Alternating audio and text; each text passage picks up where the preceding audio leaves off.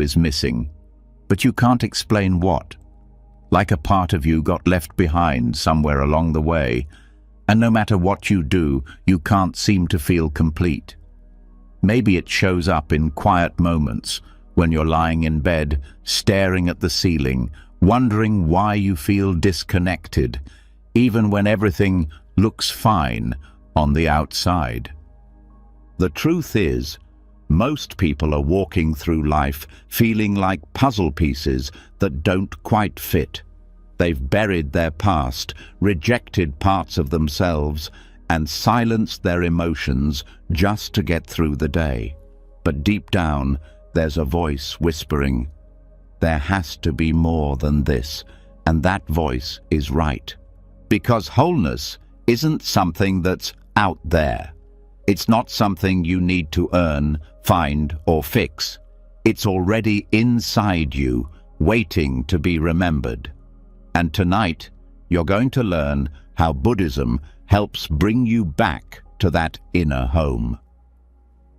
In this video, you'll discover the teachings, the reflections, and the silent wisdom that can reconnect you with the part of yourself you thought was lost forever. This isn't just spiritual theory. These are real practices, real insights that can help you stop feeling broken and start feeling whole. So before we begin, I want you to make a quiet promise to yourself. Type in the comments, starting tonight, I return to myself. I am whole. You're not just writing a sentence, you're waking something up. The more you say it, the more your heart will believe it, and the more your healing begins. Write it now, and let's begin. Now that you've made the choice to return to yourself, to stop chasing pieces and start becoming whole again, it's time to begin where the pain quietly began. Not on the surface, but deeper. At the place where parts of the self were exiled. Not forgotten, but hidden. Hidden by shame. Covered by regret. Silenced by fear. This is where we begin. Not by fixing, not by fighting, but by finally seeing. The most healing kind of seeing there is. There's a pain that doesn't scream. It doesn't break things or cry out for help. It just waits in silence. And most people walk through their entire lives with that silence tucked somewhere behind their eyes, pretending they've moved on. But deep inside, something still hurts. Not because of what happened, but because of what never got welcomed back. In Buddhism, this is where self-compassion becomes more than kindness. It becomes a path home. Not a soft, fluffy love, but the kind of compassion that sits beside the pain without turning away. Most people try to escape what they don't like about themselves. The mistakes, the embarrassing moments, the behaviors they regret. They build a version of themselves that looks better, sounds smarter, acts stronger, and they wear it like armor. But underneath it all, there are disowned parts, left out because they didn't fit the image. Buddhism teaches something radical. Those parts don't need to be fixed. They need to be seen, heard, held. That is the practice. This isn't therapy, it's presence. It's the quiet realization that nothing inside you is broken. The shame that keeps resurfacing when you remember what you did back then. It's not a monster. It's an exile. It's a younger version of you that's still trying to explain why it did what it did, but no one's been willing to listen. Self-compassion in Buddhism is not a luxury. It's a lifeline. It says, I will sit with the part of me that others rejected, even if it makes me uncomfortable. This is not weakness. This is power. There is a Buddhist teaching that suffering begins not from what happens, but from our resistance to what is. That includes the parts of ourselves we try to silence. Every time you say, "I shouldn't have done that," or "I can't believe I was that person," you're creating a wall between who you are and who you were. But Buddhism invites you to take that wall down, not with force, but with warmth. By meeting that version of yourself and saying, "I know why you did what you did. I see the pain, I see the confusion, and I'm not here to punish you anymore." This is where wholeness starts to form again. When you stop exiling parts of yourself just because they made mistakes. When you realize that the worst version of you was still trying, still breathing, still hoping to be loved. It doesn't matter how many years it's been. There's no expiration date on healing. The mind holds on to what hasn't been acknowledged. So, if something from 10 years ago still haunts you, it's not because you haven't moved on, it's because you've never gone back to bring that version of yourself forward. That's what Buddhist self-compassion teaches. We don't heal by forgetting. We heal by integrating.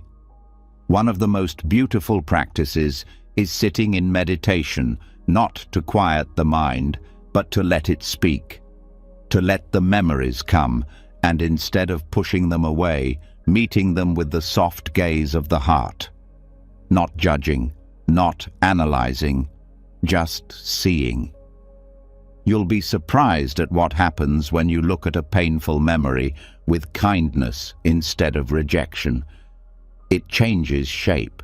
It stops being a wound and starts becoming a story you're finally willing to hear without turning your face. There's a teaching that says, the mind creates the world. If that's true, then the mind can also recreate the self, not by inventing something new, but by welcoming what has been left out. Sometimes we fear that if we accept the darker parts of ourselves, we're saying they were okay. But acceptance is not approval. It's awareness. It's understanding. It's saying, that part of me acted from pain, not from evil. And that is where the heart begins to open again. Some people think compassion is a soft emotion, but real compassion, especially toward yourself, is fierce. It doesn't run away from the truth. It holds the truth in its hands without flinching. In Buddhist practice, metta, loving kindness, is a powerful tool. But it doesn't mean sending love only to the good parts. It means sitting in meditation and saying to the part of yourself that you're most ashamed of, "May you be safe. May you be happy. May you be at peace." Over and over again, until the shame doesn't fight back anymore, until it sighs and softens and rests. This kind of practice isn't always peaceful. Sometimes you cry. Sometimes you feel tightness in your chest. Sometimes memories come up that you didn't expect. But that's not a sign it isn't working. That's the pain leaving the body. That's the part of you that's been locked away, starting to believe it might be safe to come out again. Buddhist teacher Tara Brach often talks about radical acceptance. Not the kind that says, "Oh well, it happened," but the kind that says, "I see all of it, and I'm staying with it." That's where healing begins. Not when you try to get rid of what hurts, but when you sit beside it with quiet presence and say, "I'm here now. I'm not leaving you behind again." One of the deepest lessons in Buddhism is that the self isn't a fixed thing. It's a flowing river of experience. And yet, sometimes, we dam up certain parts. We say, that version of me doesn't deserve to flow forward. But everything changes when you realize that even the worst version of you was doing the best it could with the awareness it had at the time. This isn't an excuse. It's an understanding. And from understanding, the wall between now and then begins to melt. In Buddhist psychology, suffering comes from aversion, pushing away what is painful. But wholeness comes from embracing what has been pushed away. If you feel disconnected, it's not because something's wrong with you. It's because parts of you have been waiting to be acknowledged. The part that felt abandoned, the part that made the mistake, the part that lashed out, the part that broke down. None of them want to be in control. They just want to be seen. And once they are, they stop trying so hard to get your attention through pain. This is why Buddhist compassion is so powerful. It doesn't try to fix. It doesn't try to change what happened. It meets it with presence. The more you sit with your pain without trying to remove it, the more it changes shape on its own. Not because you forced it, but because you gave it space to breathe. Pain that is met with love does not stay the same. There's a moment in every healing journey where you realize that your past doesn't need to be rewritten. It just needs to be remembered differently, not with hatred, not with judgment, but with understanding. When you can look at a younger version of yourself and say, "You were scared, you were alone, and I forgive you," something inside you clicks back into place. And that click, that quiet click, is the sound of wholeness returning. You don't need a new personality. You don't need to rebuild yourself from scratch. You are not a house that needs to be torn down and rebuilt. You're a house that's always been whole, but had rooms locked away. Rooms full of memories, rooms full of fears, rooms full of versions of you that were too loud, too sad, too confused. And now, with the key of self-compassion, you are unlocking those doors, not to judge what's inside, but to turn the lights back on. Some doors creak when they open. Some resist. That's okay. You don't have to rush. Buddhist practice is not about speed. It's about sincerity. Every time you sit in stillness and welcome what arises, you're restoring something ancient. You're saying to your own heart, "I'm ready to listen now." And hearts have been waiting for centuries to hear those words.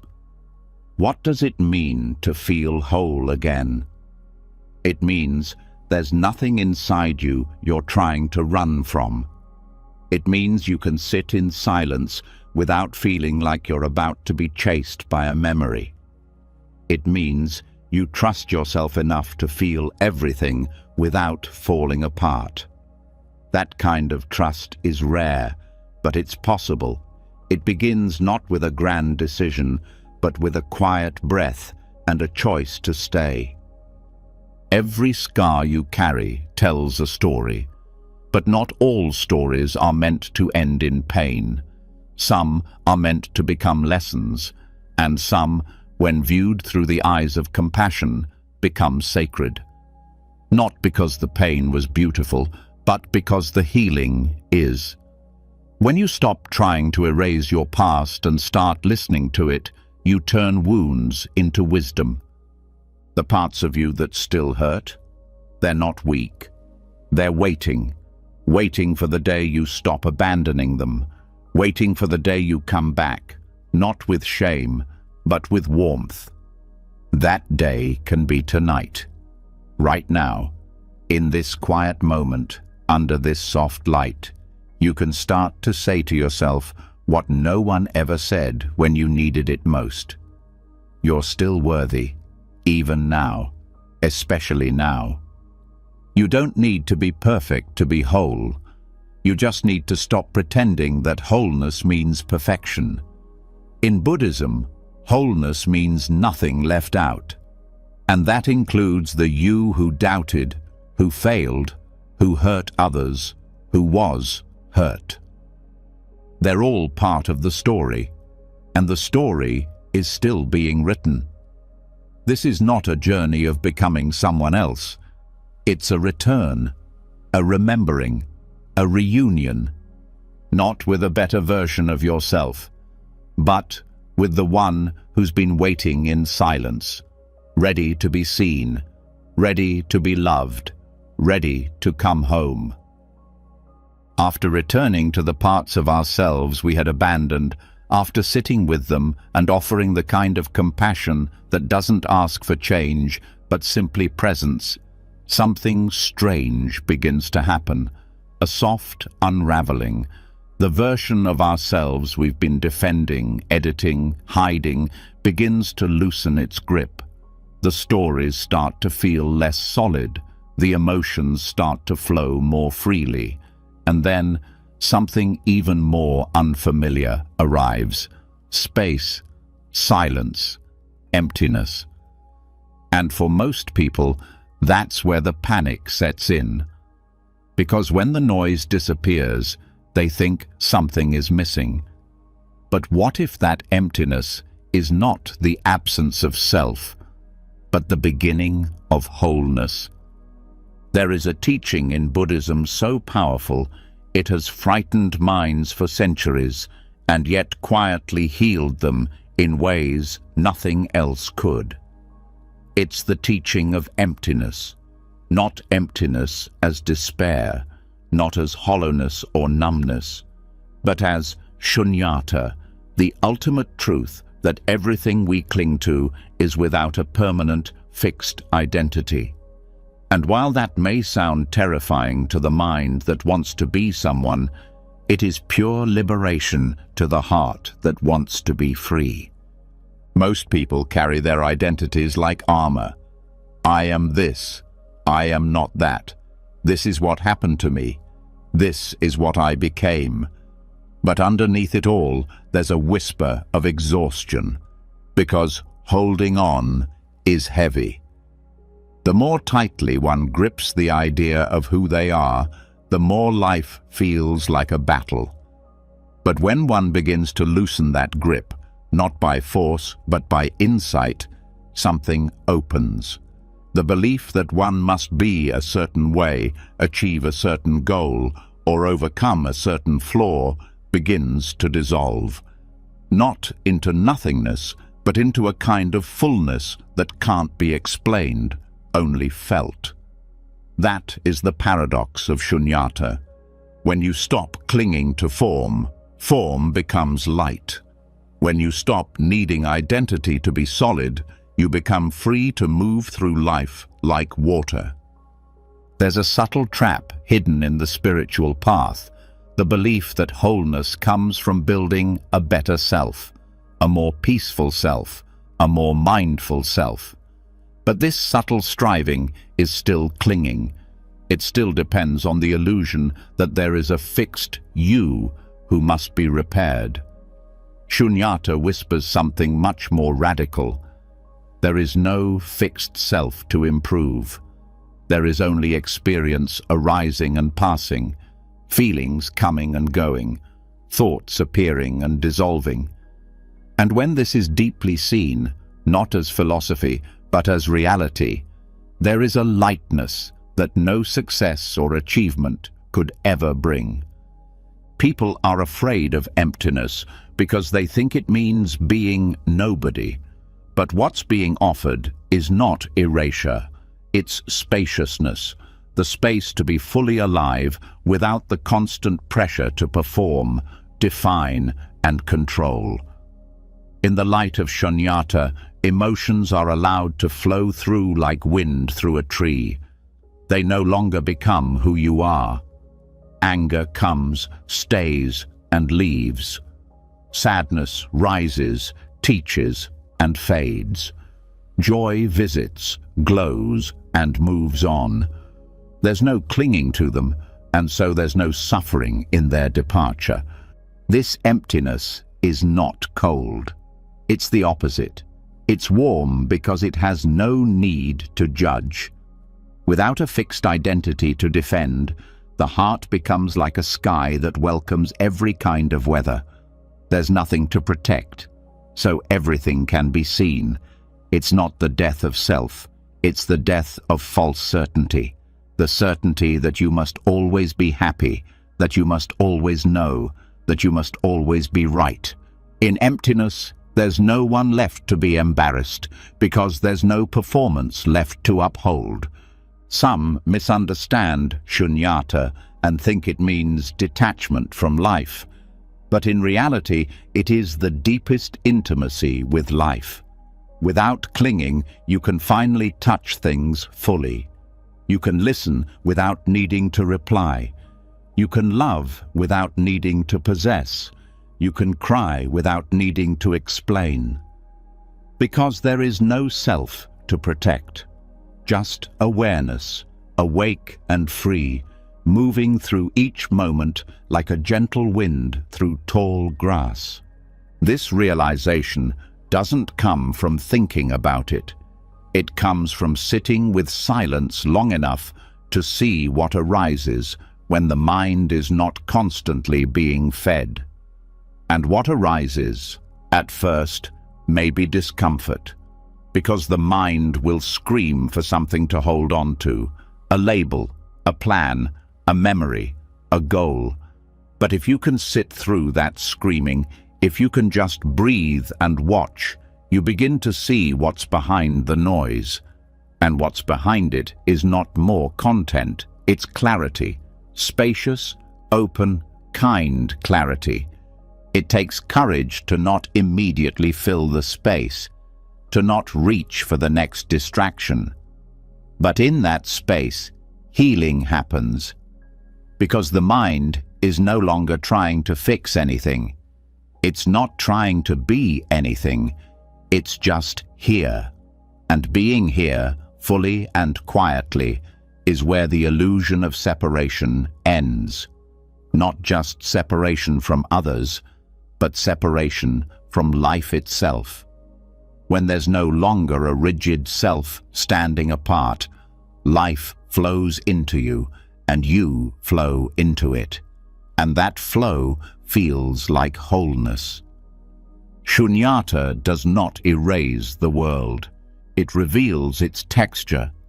Without the constant filter of ego, things become vivid. Tea tastes more alive. The wind feels more direct. A friend's words land more deeply. Life is no longer being filtered through, what does this mean for me? It is simply seen, heard, felt, fully. And in that full experience, the need to label or grasp disappears, because the moment itself is enough. There is a reason why many Buddhist masters speak more in silence than in words. It's not because they don't know what to say. It's because what they've realized cannot be spoken. Not because it's too complex, but because words are too solid. And shunyata is not solid. It's spacious. It moves. It breathes. It holds everything but clings to nothing. And to live from that place is not to become distant from the world. It is to become one with it. When the idea of self drops away, compassion becomes natural, not as a strategy, not as a moral code, but as an effortless expression of connectedness. You don't need to force yourself to be kind. You see others suffering and you feel it as your own. Because the boundary between me and you has softened. In emptiness, love is not personal. It is vast. It does not depend on liking. It does not need to be earned. It flows simply because there's no one trying to control it. Most suffering comes from clinging to opinions, to people, to outcomes, to identities. And the root of clinging is fear. Fear that without those things there will be nothing left. But when you let go, you discover that what remains is not nothing, it's presence, deep, vast, still presence. And in that presence, you find not only peace, but the strange fullness of emptiness, the wholeness that asks for nothing and gives everything.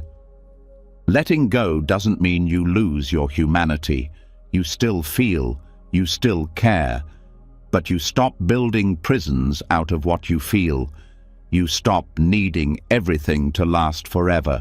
You stop trying to freeze moments in time, because you see the nature of all things, arising, abiding, and fading. And instead of fearing this, you begin to bow to it, because it's beautiful, because it's true. Shunyata teaches you to hold lightly, not because nothing matters, but because everything is already passing. So instead of grasping, you savor. Instead of rushing, you breathe. Instead of controlling, you bow. And in that bowing, you return to something ancient inside you, something that knows this life is not to be mastered, it is to be danced with. There's no need to become a monk or study scriptures for decades to feel this. It starts with one breath, one moment where you let go of the commentary and feel what's underneath. 1 second where you stop trying to become someone and just allow yourself to be no one in particular. That's where the doorway opens, not with effort, but with release. When thoughts come, you watch.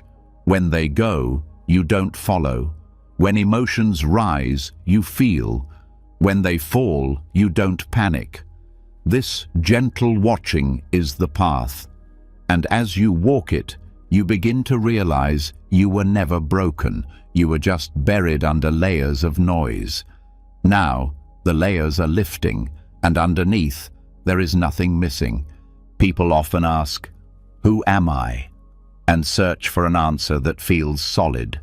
But the most liberating answer is silence.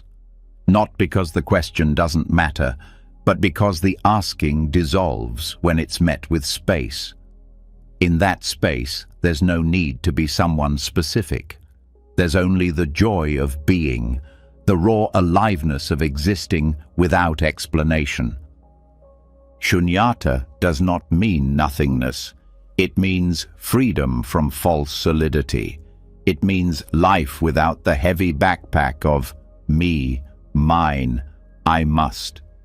It means breathing without clinging, feeling without bracing, moving without resisting. And in that kind of life, everything becomes easier. Not because the world changes, but because your way of relating to it softens. You still have responsibilities, you still have goals, but they no longer define you. You can lose and not collapse. You can win and not inflate. You can rest and not feel guilty, because you know that your worth was never tied to outcomes. It was never a matter of becoming. It was always here, quiet and complete, under the surface. This is the gift of emptiness, the wholeness that was never missing, just covered.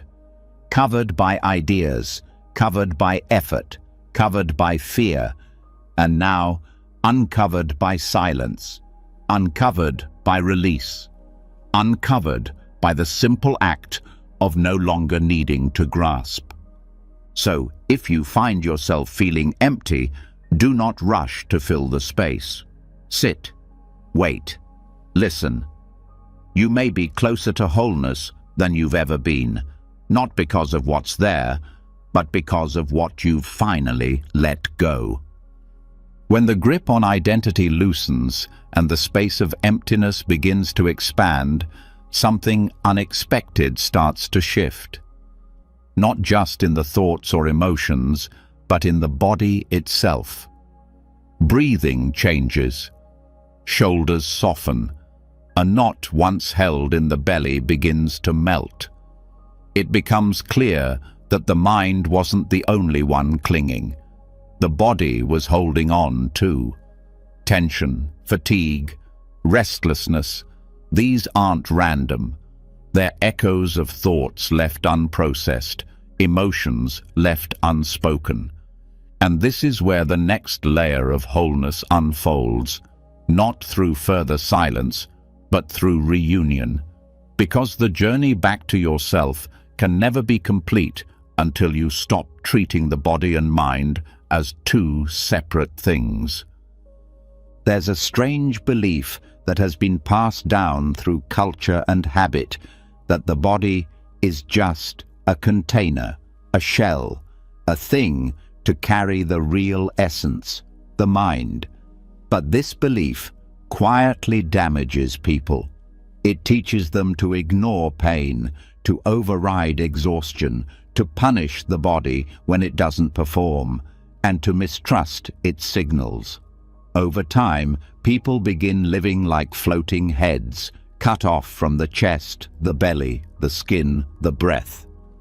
Buddhism, however, teaches the opposite. It reminds us that there is no clear line between the mind and the body. They are not two things. They are one field of experience, flowing together, responding to each other, shaping each other. And healing begins the moment you stop dividing what was never meant to be split. In the Buddhist teachings, especially in mindfulness practice, attention to the body is not a side exercise. It is the foundation, because every emotion is felt somewhere in the body. Anger has heat, sadness has weight, fear has tension. Even joy has its own rhythm and movement. If the mind is a sky, the body is the weather that makes it visible. And yet, most people try to think their way out of suffering. They use logic to solve what is somatic. They talk to their thoughts while their muscles scream for attention. This is why so many feel stuck, not because their insights are wrong, but because their healing hasn't yet reached their skin. Wholeness begins when awareness drops below the neck, when it starts visiting the shoulders, the jaw, the gut, when breath becomes more than a background function and starts becoming a conversation. In mindfulness of the body, every sensation is honored. Tingling, tightness, pressure, warmth. None of it is accidental. All of it is communication. And when you listen, not just as a mind, but as a whole being, you begin to realize that your body has been speaking this entire time. The silence was never on its end, it was on yours. There is a reason the Buddha always began meditation instruction with awareness of the breath, not as a trick for calm, but as a path to presence. The breath sits at the bridge of mind and body. It is shaped by thought, yet felt in the lungs. It is unconscious, yet trainable. It is always happening in the present. And when you focus on the breath, not to control it, but to know it, you begin stepping back into unity, not as an idea, but as a direct experience. There is no need to force the body to feel anything special. In fact, forcing is the very energy that deepens the split. The invitation is simply to notice, to watch what happens when you sit quietly and let your body show you its truths. Maybe you notice a pulsing in the hands, a tightness behind the eyes, a gentle pressure in the feet.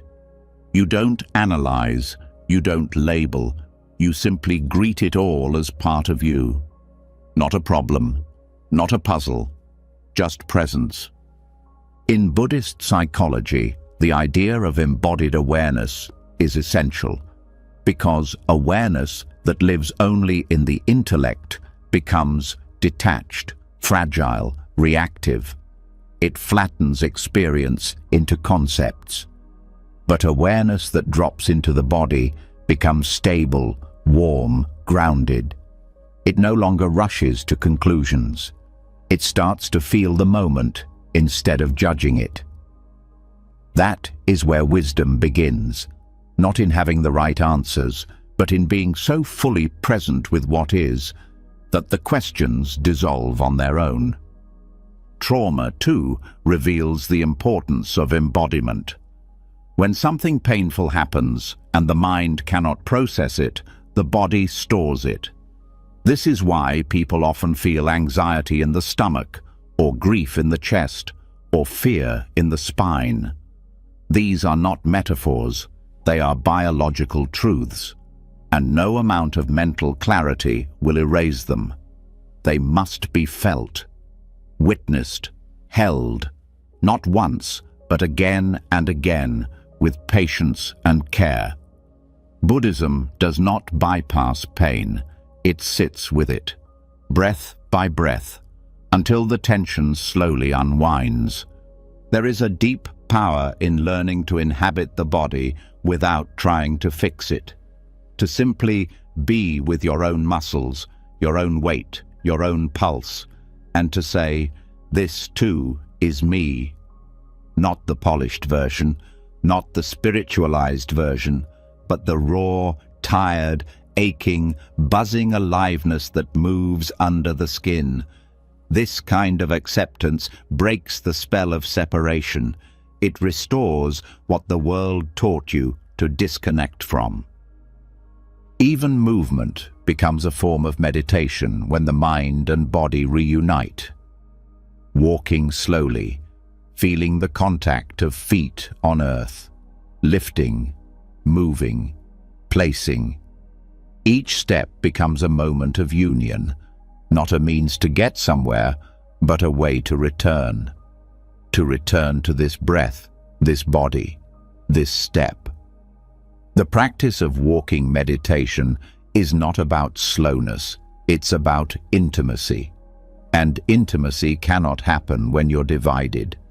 Food, too, is transformed by presence, not just what you eat, but how. When the mind is elsewhere, meals become mechanical. The body eats, but is not nourished. But when you pause, breathe, taste, chew, and truly feel the act of receiving nourishment, digestion becomes more than a physical process. It becomes a sacred one. The same is true with rest, with sleep, with touch, with every act that involves the body. When done with awareness, it stops being routine and becomes ritual. Many suffer from illnesses that seem invisible: fatigue, inflammation, tension, anxiety.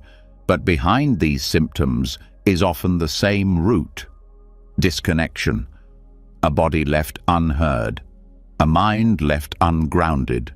And the healing is not always in medication or in mental reframing. Sometimes it begins with 5 slow breaths. Sometimes with a hand placed gently on the heart.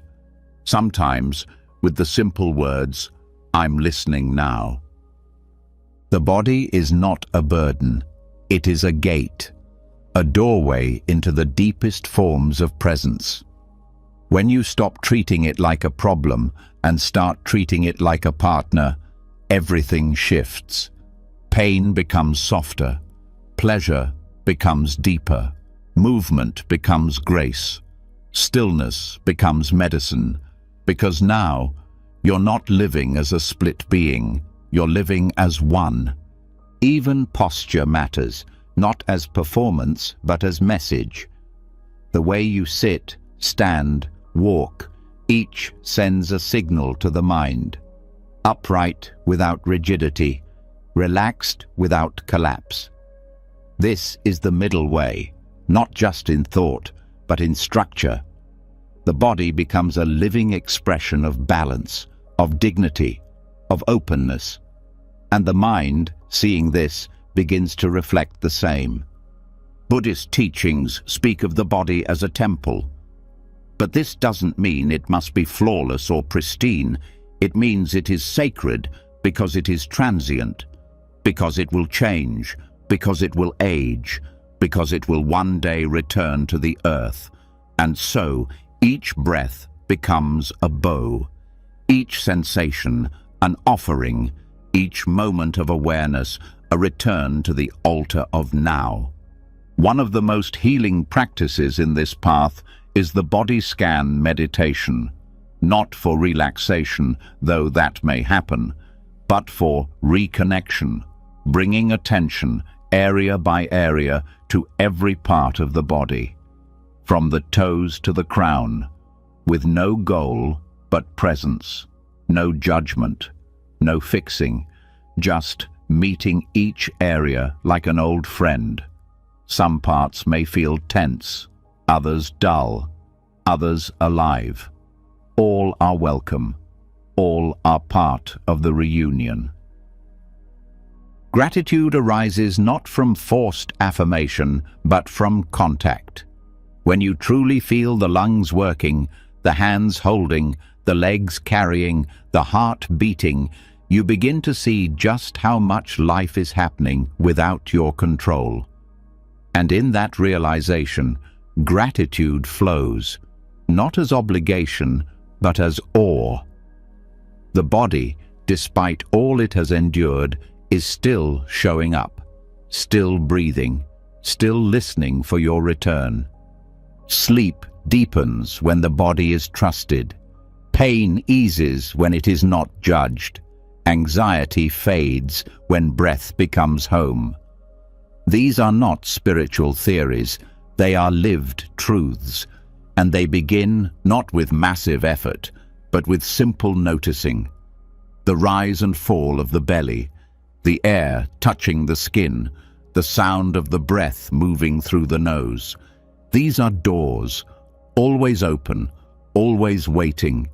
Even emotions that feel overwhelming become more manageable when anchored in the body. Instead of spiraling into thought, you learn to ask, where is this felt? And you breathe there, and you soften there. And slowly, the storm passes, not because you controlled it, but because you stayed with it. And it realized it didn't need to scream anymore to be heard. The mind and body do not need to be forced into unity. They are already united. The illusion is that they're separate. The practice is to stop believing that illusion, to live not as a head with a machine attached to it, but as a full, breathing, sensing presence. Whole, not because everything feels good. Whole, because nothing is left out. So tonight, as you rest, as your body settles into the mattress, as your breath slows and the mind begins to drift, return to this truth.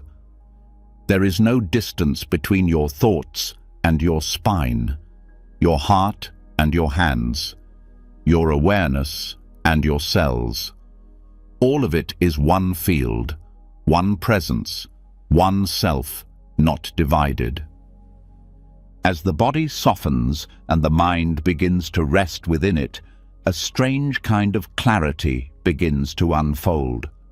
Not a mental understanding, but a quiet recognition that what once felt separate, thoughts, sensations, feelings, is now moving in rhythm. The mind is no longer hovering above life, it is inside it. And when this happens, something deeper begins to loosen. The constant voice that narrates everything starts to lose its grip. The explanations, the justifications, the inner monologue, the why and how of everything you are. And for the first time in a long time, there's a silence not only in the body, but in the story. Because true healing isn't only physical, it begins where identity no longer has to be defined by what hurt. There's something deeply exhausting about always needing a story, about always needing to explain who you are, where you came from, why you act the way you do. People tell themselves stories not just to remember the past, but to make it make sense, to feel less lost. But after a while, the story becomes a prison. Not because it's false, but because it's incomplete, and yet it's treated as final. It's repeated so many times that it begins to feel like truth. This is the story of me, the story of my pain, my survival, my failures, my identity. But Buddhism gently asks a question few people dare to ask. What happens if the story is put down? This doesn't mean forgetting the past. It means stepping outside the frame. It means no longer needing to be the hero, the victim, the broken one, or the one who overcame. It means realizing that while the past shaped you, it doesn't own you. And when you stop telling the story on loop, something rare happens. You begin to feel what's underneath the words, the raw experience that doesn't need to be named to be felt. The breath, the presence, the life that continues even when the story stops. Buddhist teachings don't reject memory, but they do invite you to see its limits. The narrative self, the part of the mind that weaves everything into meaning, is not who you are. It's a function, a storyteller, useful sometimes, but not always accurate, and certainly not always kind. Left unchecked, it turns every mistake into proof of inadequacy, every loss into identity, every experience into a role that must now be performed forever. But the truth is simpler. You are not the story. You are the awareness of the story. You are the space in which the story arises and eventually fades. Letting go of the story does not mean becoming indifferent. It means becoming free. Free from the pressure to explain yourself.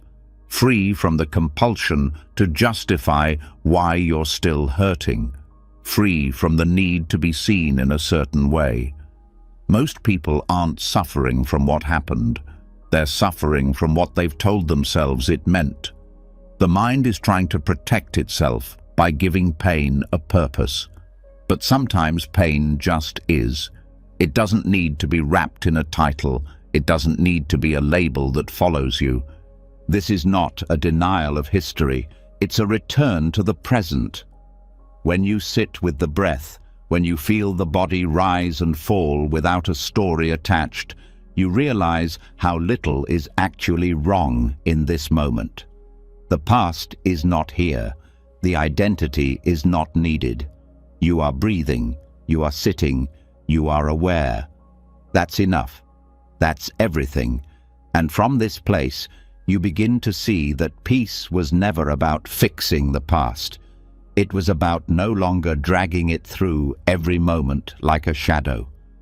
The narrative self is loud because it wants security. It wants to know who it is. But Buddhism points to the truth that self is not fixed. It is fluid, changing, empty of solidity. And that's not frightening. It's freeing.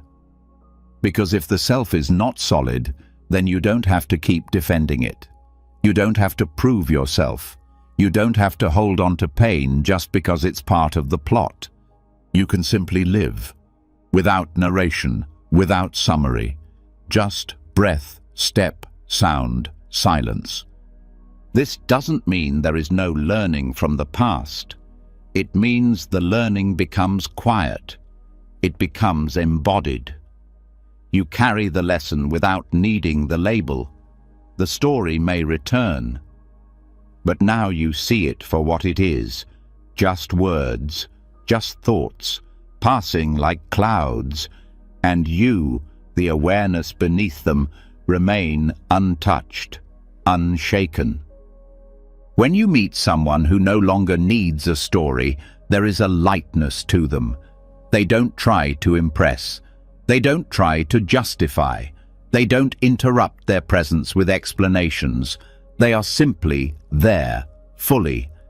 And because they are not bound to a story, they are free to change, free to respond, free to love without protecting a fragile identity.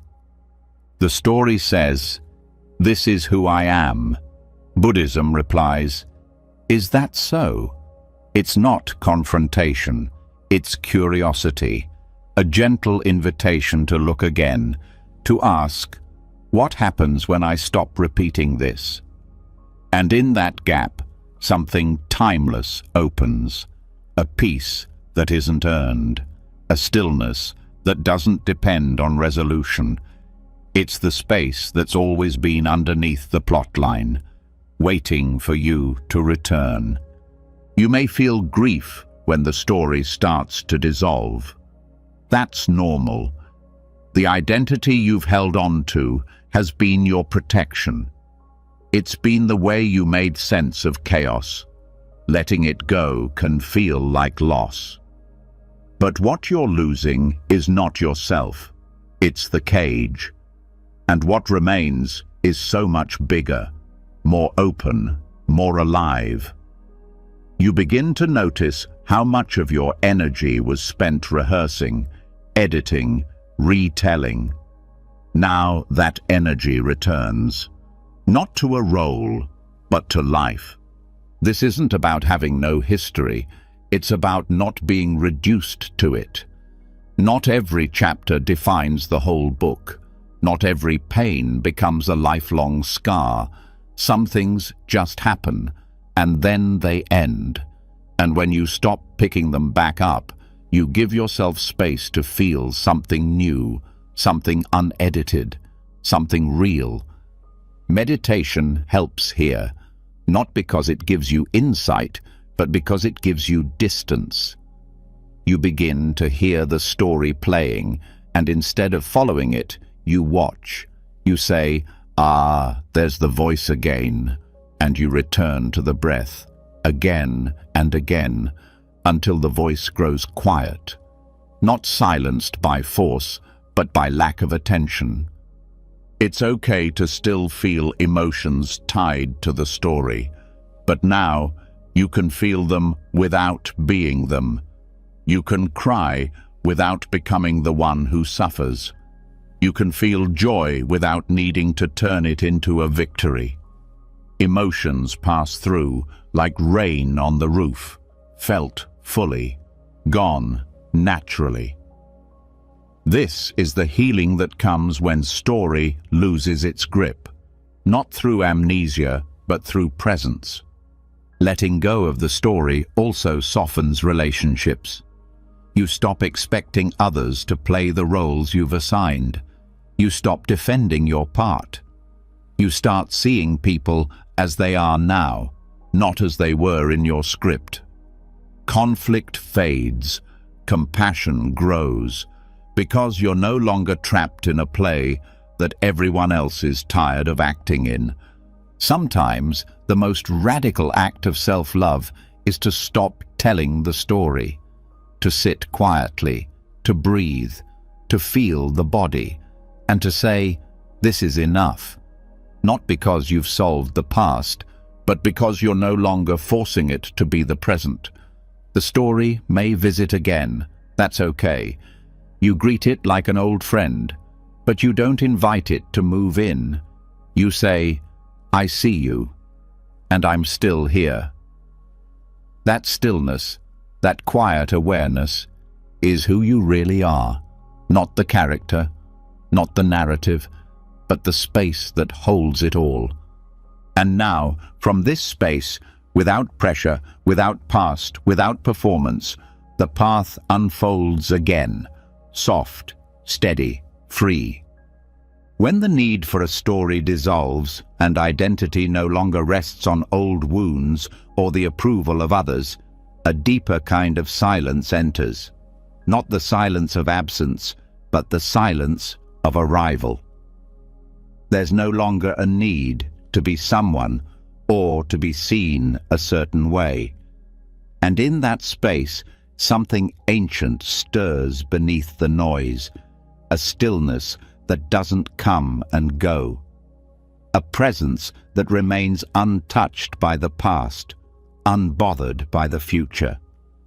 And this is where the path leads next, not to another version of the self, not to a polished identity, but to a refuge, not a physical place, but something far more sacred, the place inside that nothing can reach unless you allow it. The inner refuge.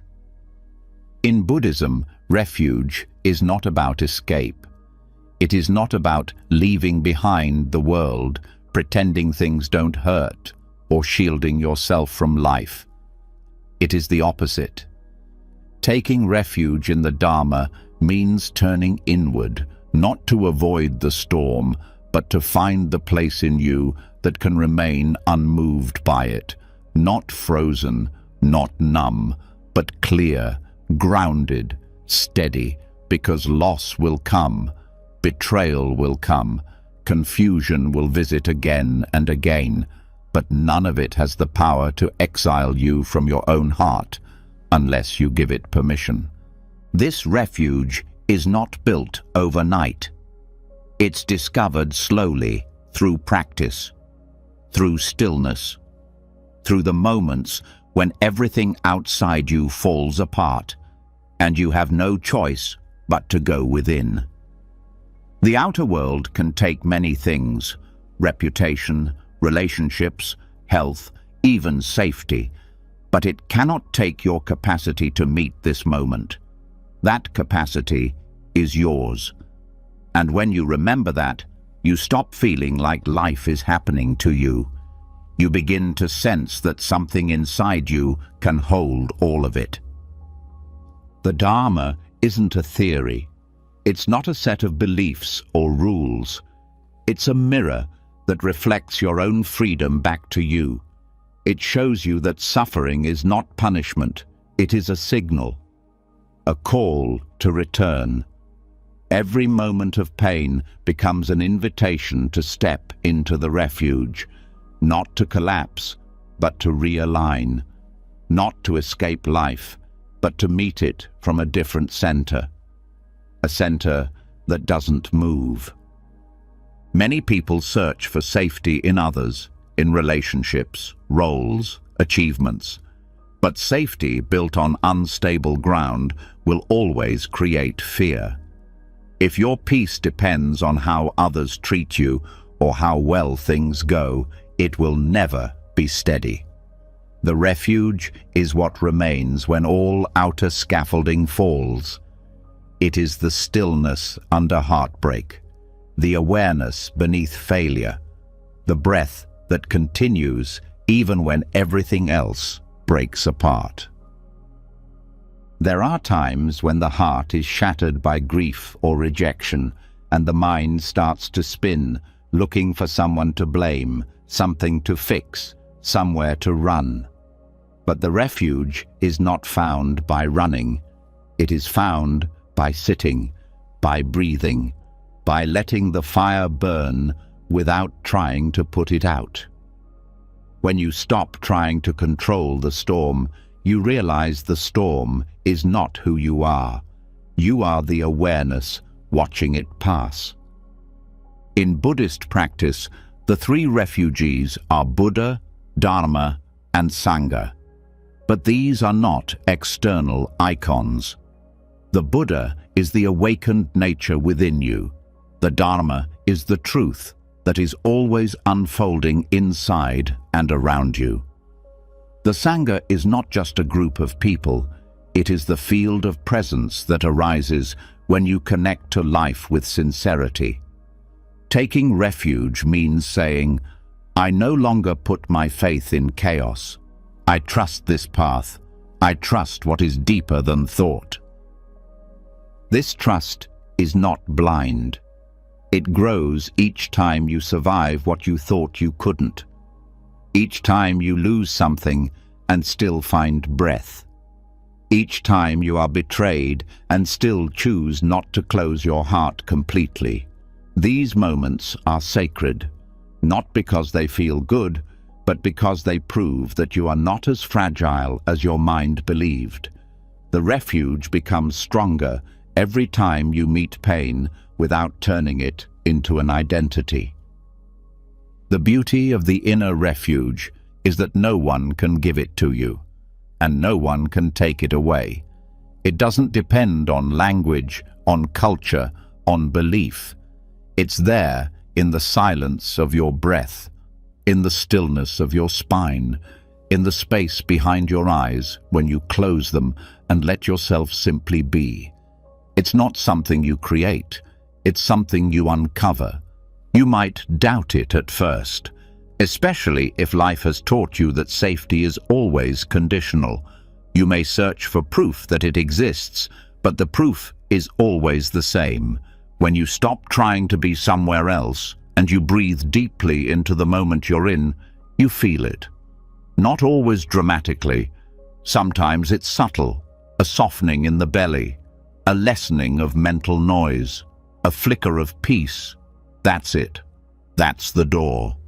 When pain arises, the reflex is to resist. But the Dharma teaches a different response, to bow, not in defeat, but in reverence, to say, this too is part of the path. And when you do that, when you bow instead of break, you find yourself inside the refuge. You're no longer fighting life. You're flowing with it. You stop asking, why is this happening to me? And you start asking, what can I meet here, gently? The refuge is not passive. It's not waiting for life to get better. It is active stillness. It is choosing again and again to meet this moment with presence instead of panic, to trust the breath more than the story, to stay close to what's real instead of what's loud. And over time, this choice becomes natural. You start reaching for awareness the way you once reached for control. In the refuge, thoughts don't stop. Emotions don't disappear. But their power to define you weakens. You begin to see that you are not your fear, not your anger, not your sadness. You are the space they move through. You are the one who sees without judgment, and that seeing is the medicine, not because it changes what you feel, but because it holds what you feel without collapse. There may still be chaos outside, there may still be heartbreak, but in the refuge, you are not destroyed by it. You are moved, but not shattered. You cry, but you are not undone. You feel, but you are not lost. Because something in you is anchored, not in control, not in denial, but in truth. And truth is the only place peace can live. Taking refuge is not a one-time act. It's a practice, a remembering. Every time you come back to the breath, you're returning.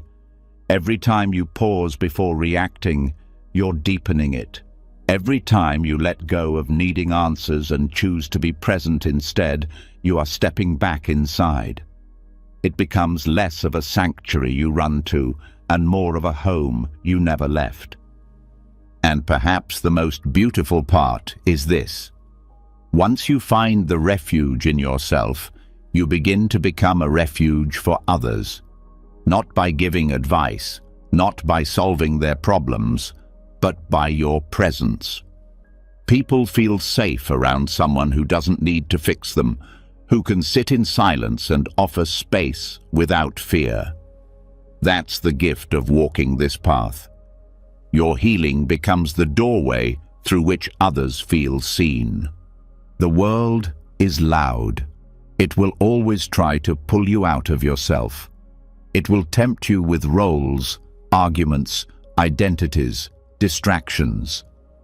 But the Dharma offers a different kind of power, not the power to dominate, but the power to remain centered in the middle of it all. When you stop needing outer stability because you've found something unshakable inside, you become free. There is no badge for this refuge, no title, no applause, but you'll know it when you feel it. When a part of you starts smiling in the middle of sorrow, when you take a breath in the middle of tension and everything softens just a little, when you realize you don't need to win or escape, you just need to return, and you do, again and again. No matter what has been lost, no matter who left, no matter what part of your life didn't turn out the way you hoped, this refuge is still here, quiet, steady, waiting, and the moment you remember it, you are already inside. You don't need permission, you don't need to earn it. Just breathe, just sit, just stay. And from this sacred center, the journey continues, not toward escape, but deeper into life, with a heart that is open, a mind that is clear, and a presence that knows, no matter what comes next, you are already home. After discovering the inner refuge, the space within that remains untouched, no matter what happens around you, something begins to shift in how pain is held. It's no longer treated as something to run from or erase. It becomes something to listen to sit beside, to hold gently without resistance. But still, there may be moments when the past rises again, those cracks, those broken pieces, those old memories that never fully faded. And this is where the next teaching quietly unfolds. What if the cracks are not flaws, but sacred? What if the broken parts aren't mistakes, but the places where the gold goes? In Zen, there's a practice known as Kinugi, the art of repairing broken pottery with gold. Instead of hiding the break, it is highlighted. Instead of disguising the damage, it is celebrated. The crack becomes part of the story. More than that, it becomes the most beautiful part. The object is not thrown away. It is made whole again. Not by pretending it was never broken, but by honoring the break itself. This is not just art. It is wisdom. It is a way of seeing. Healing, in this way, is not about restoration to the past. It is about transformation through presence. Wholeness isn't about going back to the version of yourself before the pain. It's about becoming someone who has walked through it and still stands, but now with more depth, more compassion, and more light. The cracks are not the end of the story. They are the beginning of something richer. Kintsugi awareness is the choice to see your scars as sacred joins, not defects. Many people carry shame around their past. They try to cover it with success, with kindness, with perfection. They build lives around pretending the cracks don't exist. But this effort is exhausting, because deep down they know the pain hasn't been erased, just hidden. Buddhism teaches that hiding is not healing. Denial creates distance. But presence, real presence, begins the golden repair. When you stop being afraid of the parts of yourself that hurt, you begin to include them. You stop building a wall between the past and the present and begin to melt it with understanding. Kintsugi awareness asks you to do something different than what the world teaches. Instead of fixing yourself in secret, it invites you to show up exactly as you are and say, "This is what I've survived. This is where I cracked. This is how I've been mended." It's not about dramatizing your pain. It's about telling the truth with dignity. The truth that every wound you carry has shaped you. And when those wounds are met with care, they don't harden you. They open you. They become doorways. There's a quiet power in being visible with your history. Not in a way that seeks pity or attention, but in a way that honors the path. You don't have to reveal everything to everyone, but you can stop hiding from yourself, You can look at what happened, not with fear, but with gentleness. You can ask, where did I break? And then, how did I rise again? That's where the gold goes, not on the surface, but deep in the cracks, the joins, the places where everything once fell apart and still, somehow, came back together. The practice of mindfulness becomes a way of tracing these golden lines. Each time you sit with your breath, you're not escaping your pain, you're illuminating it, not in a harsh spotlight, but in a warm glow. You're saying to yourself, I don't need to be unbroken to be whole. That sentence alone can change the way you carry your life. It means that healing is not becoming someone else, it's becoming more fully yourself.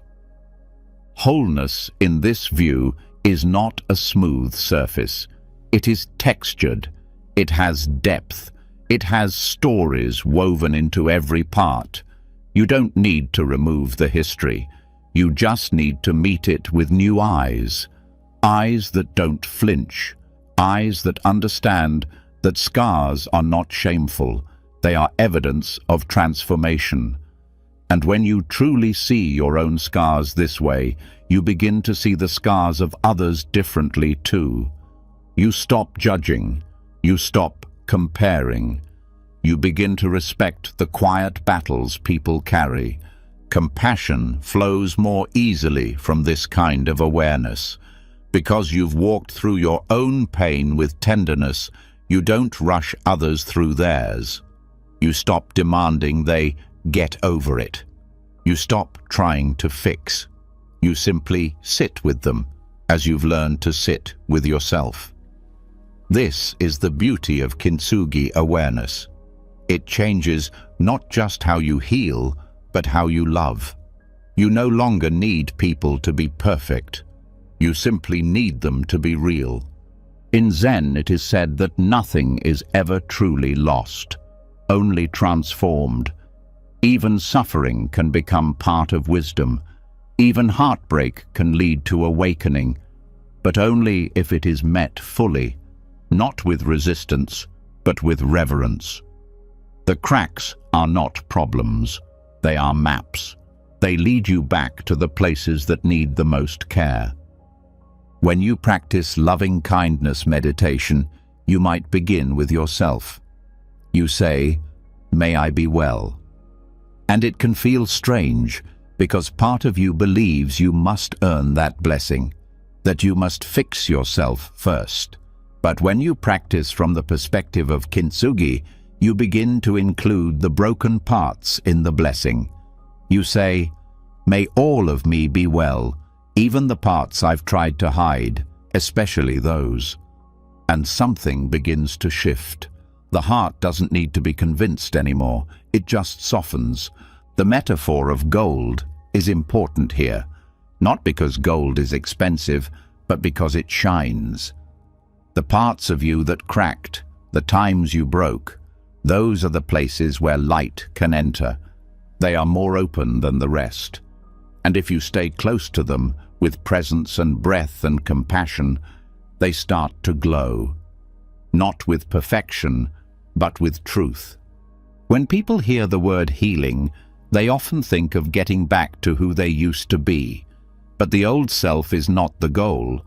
The goal is integration, to gather all the pieces, including the ones you once rejected, and hold them together in a new way, stronger, softer, wiser.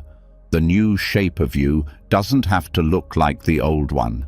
It's allowed to be different. It's allowed to be uneven and still be whole. The mind might resist this. It might say, "But if I accept my scars, won't I stop growing?" No. Acceptance is not the end of growth.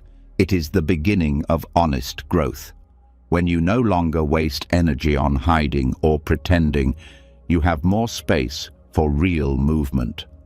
Growth that includes all of you, not just the parts that look good in public. Kintsugi awareness also changes how you relate to time. You no longer rush to get over it. You begin to trust the rhythm of healing. Some cracks mend quickly, others take years. That's okay. The gold will come in its own time. The only requirement is that you keep showing up, keep breathing, keep returning. You don't have to force the repair. You just have to keep honoring the pieces. And sometimes honoring means resting. Not every phase of healing is active.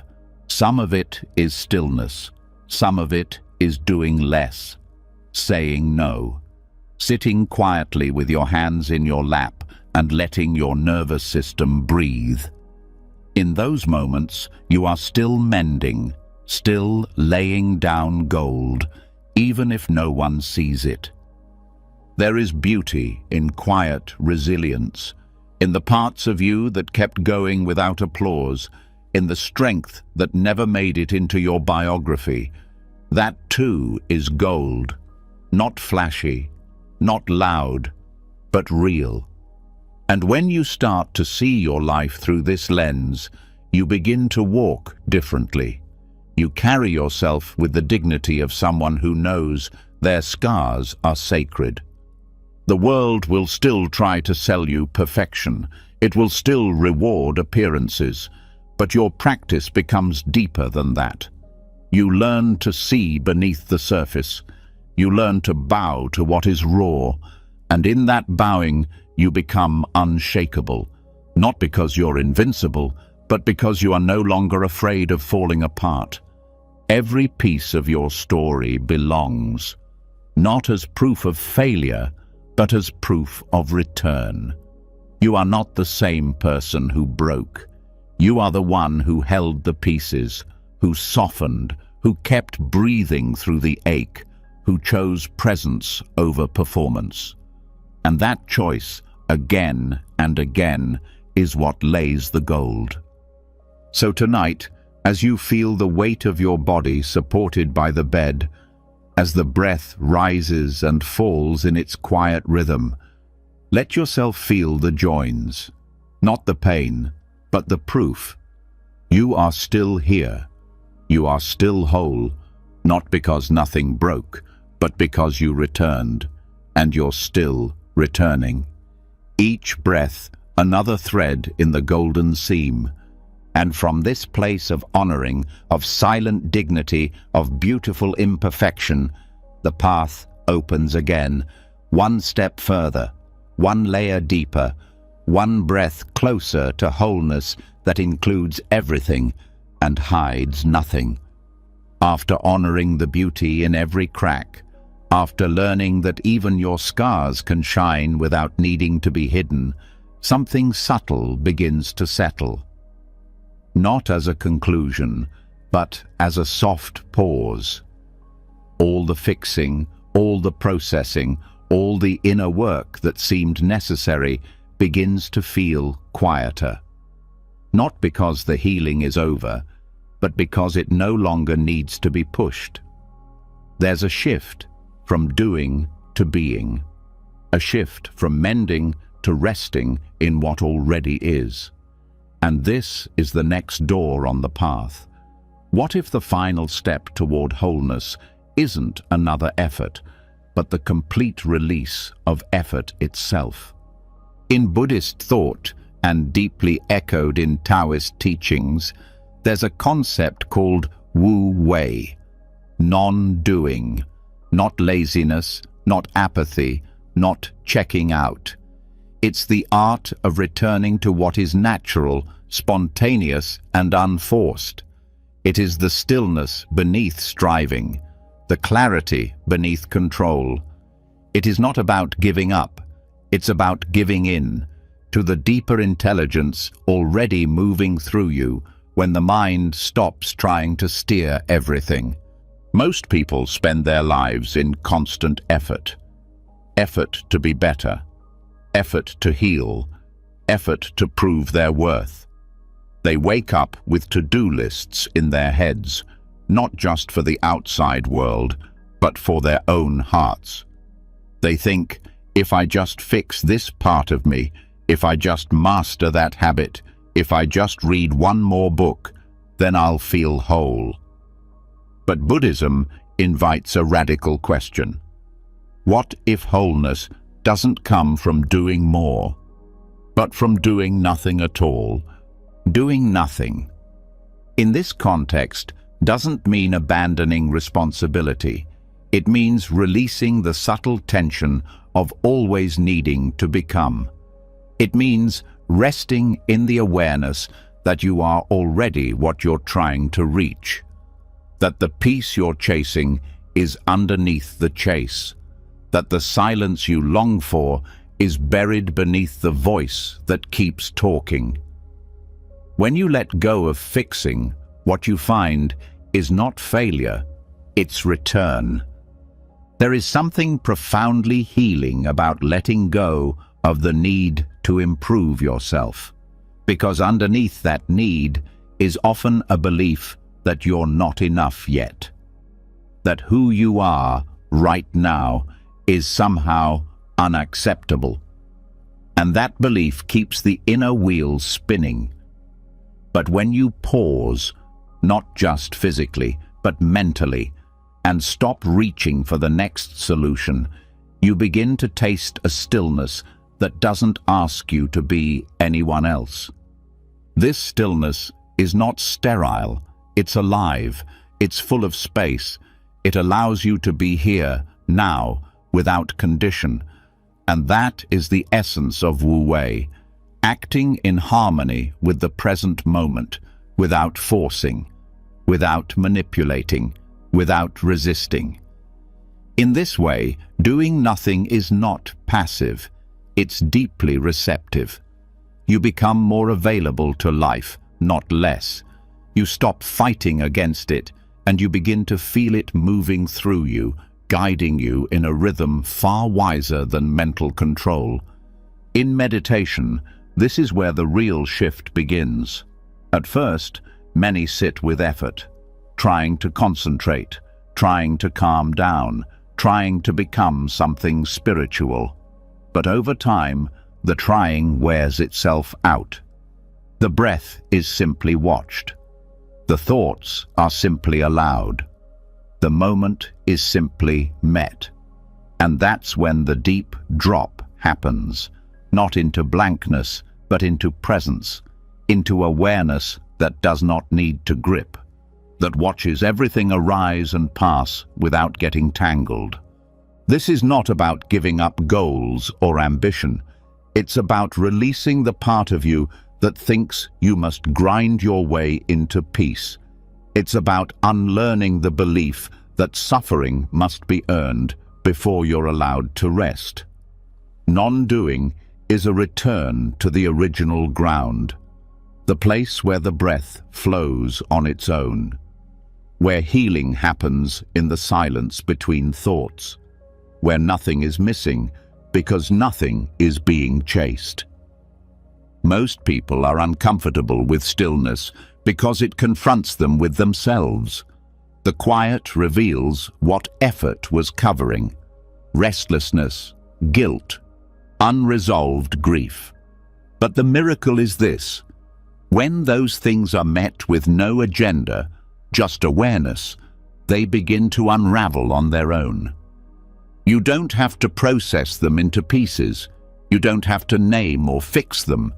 You just have to stay.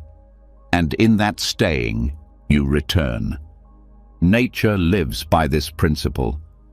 The trees don't strive to grow, they grow. The sun doesn't force its light, it shines. The river doesn't think its way downstream, it flows. This is not passivity. This is trust. This is alignment with what already knows how to move through you if you stop blocking it with mental noise.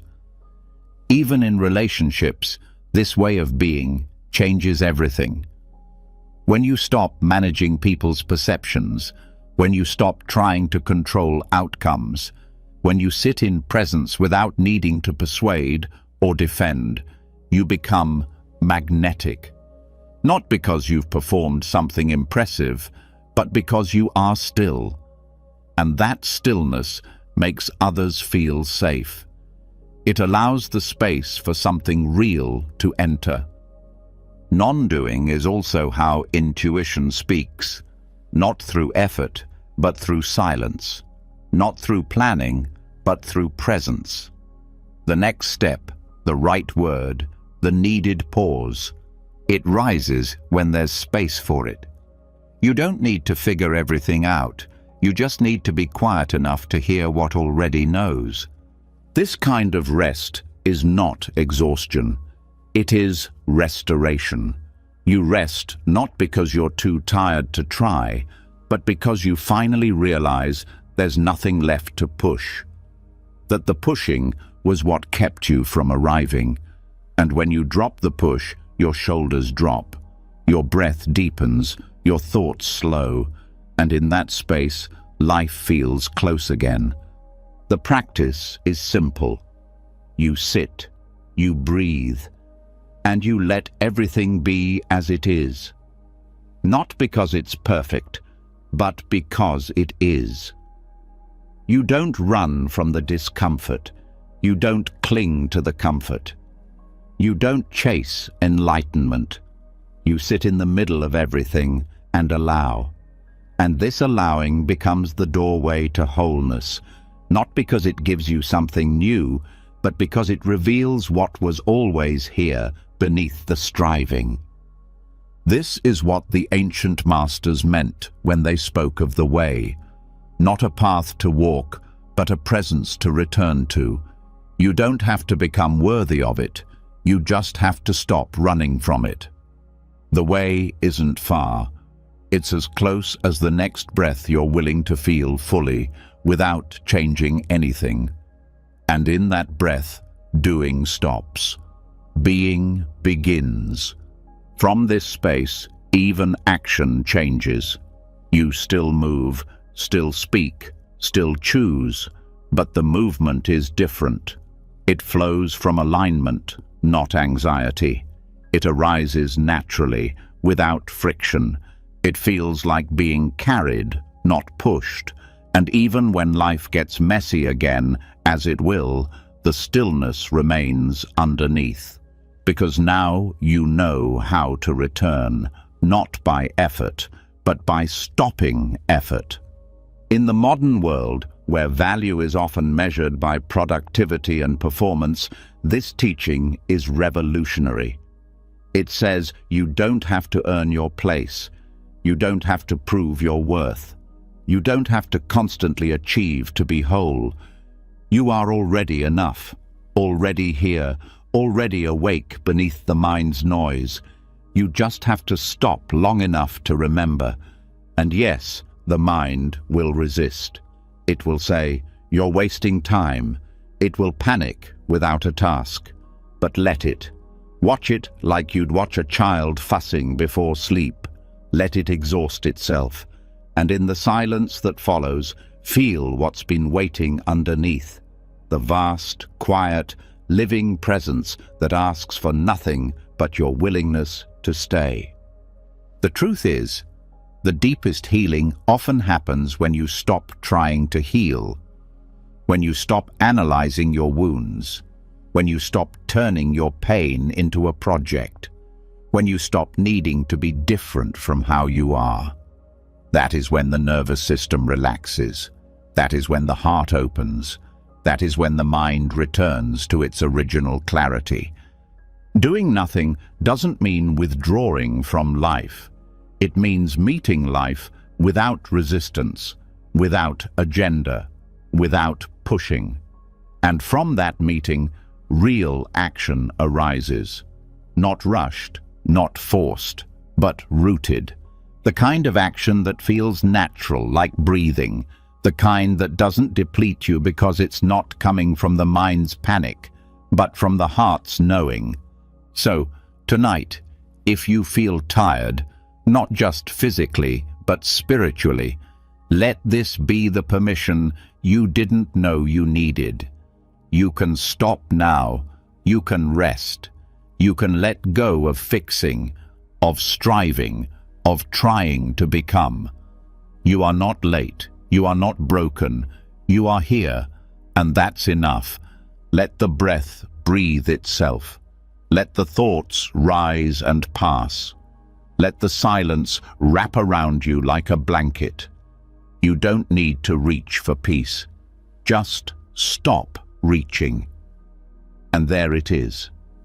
Whole, quiet, already yours. And from that deep stillness, the journey continues, not forward, not backward, but deeper into presence.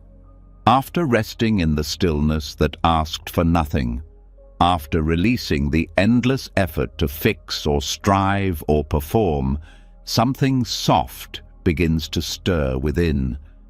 A quiet awareness, a forgotten presence. Not of a problem, not of a concept, but of someone, small, unguarded, and long neglected. Not a memory, but a feeling. The one who was left behind during all the years of surviving. The one who wasn't comforted when they cried. The one who didn't understand why they were blamed, ignored, or told to grow up too soon.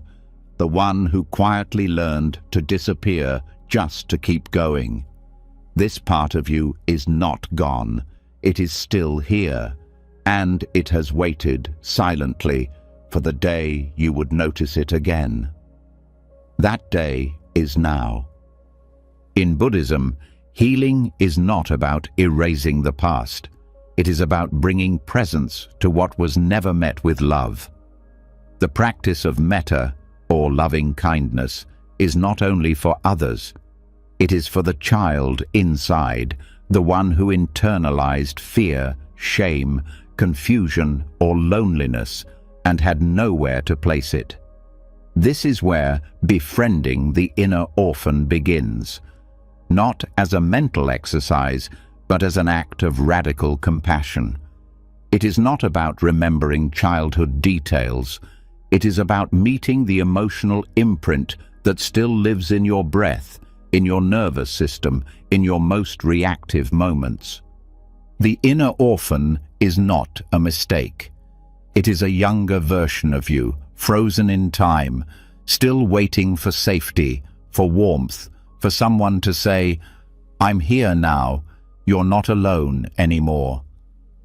Many spiritual paths focus on transcending the self. But before transcendence, there must be reunion. You cannot abandon a part of yourself and expect to feel whole. You cannot meditate your way out of abandonment without first sitting beside it. Loving kindness toward the inner orphan is not indulgent. It is necessary. It is a reweaving of the psyche. It is reclaiming the energy that got trapped in moments of fear. When you were scolded for crying, when you were punished for being honest, when you were left out, misunderstood, or simply unseen, that pain didn't vanish. It was buried. And it shows up now, not in words, but in your reactions. In the tightness when you're misunderstood, in the panic when you're left out, in the coldness that rises when you're scared and don't know how to ask for comfort. This isn't a flaw in you, it is a signal. A quiet whisper from the orphaned self saying, "Please don't leave me behind again." And now, with presence, you can respond differently. You don't have to run. You don't have to silence it. You can sit with it, breathe with it, offer it what it was always asking for, not answers, but gentleness. Start with the breath. Let it be slow. Let it be deep. Picture the younger self, not as a photograph, but as a feeling. The posture of loneliness, the weight of confusion, the ache of wanting to be held and not knowing how to ask.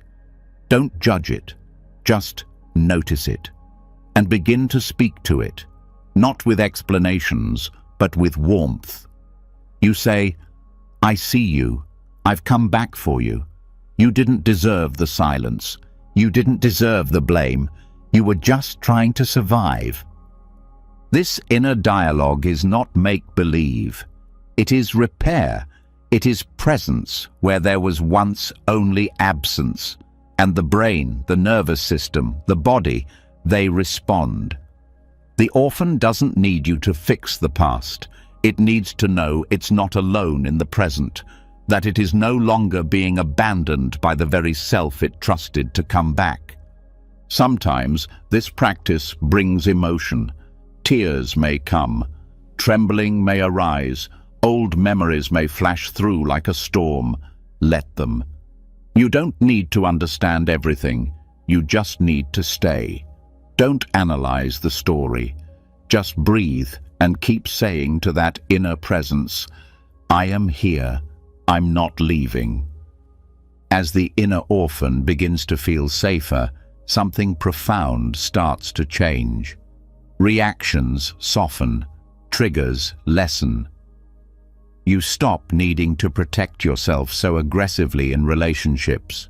You stop expecting others to parent the parts of you you've never met.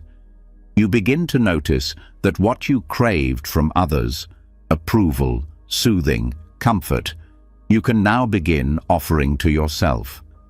This is not self-sufficiency in the cold sense. It is reparenting. It is becoming the adult you always needed. This does not mean rejecting your actual parents. It means recognizing their limitations and no longer waiting for them to do what they couldn't. You give yourself permission to stop waiting. And in that moment, the orphan no longer clings to ghosts. It begins to rest in the warmth of your own attention. Loving kindness isn't forced. It grows with sincerity. Each time you feel hurt or reactive, ask yourself gently, is this the orphan speaking? If the answer is yes, you soften. You don't suppress the emotion. You don't act out from it. You turn inward and offer presence. This internal redirection changes the entire emotional landscape of your life. You move from abandonment to connection, not through others, but through the self that finally showed up. This practice also reveals your true strength. Not the strength of armor or indifference, but the strength to stay with what was once too painful to face. You realize that you are not fragile. You are capable of holding the full spectrum of your experience, including the oldest, tenderest parts. Over time, the inner orphan begins to speak less in panic and more in peace. It no longer screams, it whispers, and sometimes it simply rests. Not because it has been erased, but because it has been held. The reunion is complete not when the pain is gone, but when it no longer has to fight for attention, when it trusts that it will be seen without having to create chaos. This changes your presence in the world. You walk differently. You respond more gently. You listen more fully. Because you are no longer moving through life with an unspoken ache. You are walking beside someone you've made peace with, someone who used to hide in the dark and now walks in the light of your awareness. This kind of reparenting is not about technique. It is about presence. No script, no steps, just a willingness to return again and again to the breath, to the feeling, to the part of you that once felt forgotten. And every time you do, the orphan becomes less orphaned. It becomes part of the whole. And this integration is the very definition of healing. Not that nothing ever hurt, but that nothing is left behind. You are not divided. You are not split into the adult who functions and the child who suffers in silence. You are one, breathing, feeling, becoming. Let the world rush outside. Let the noise rise and fall. Inside, something quieter is happening.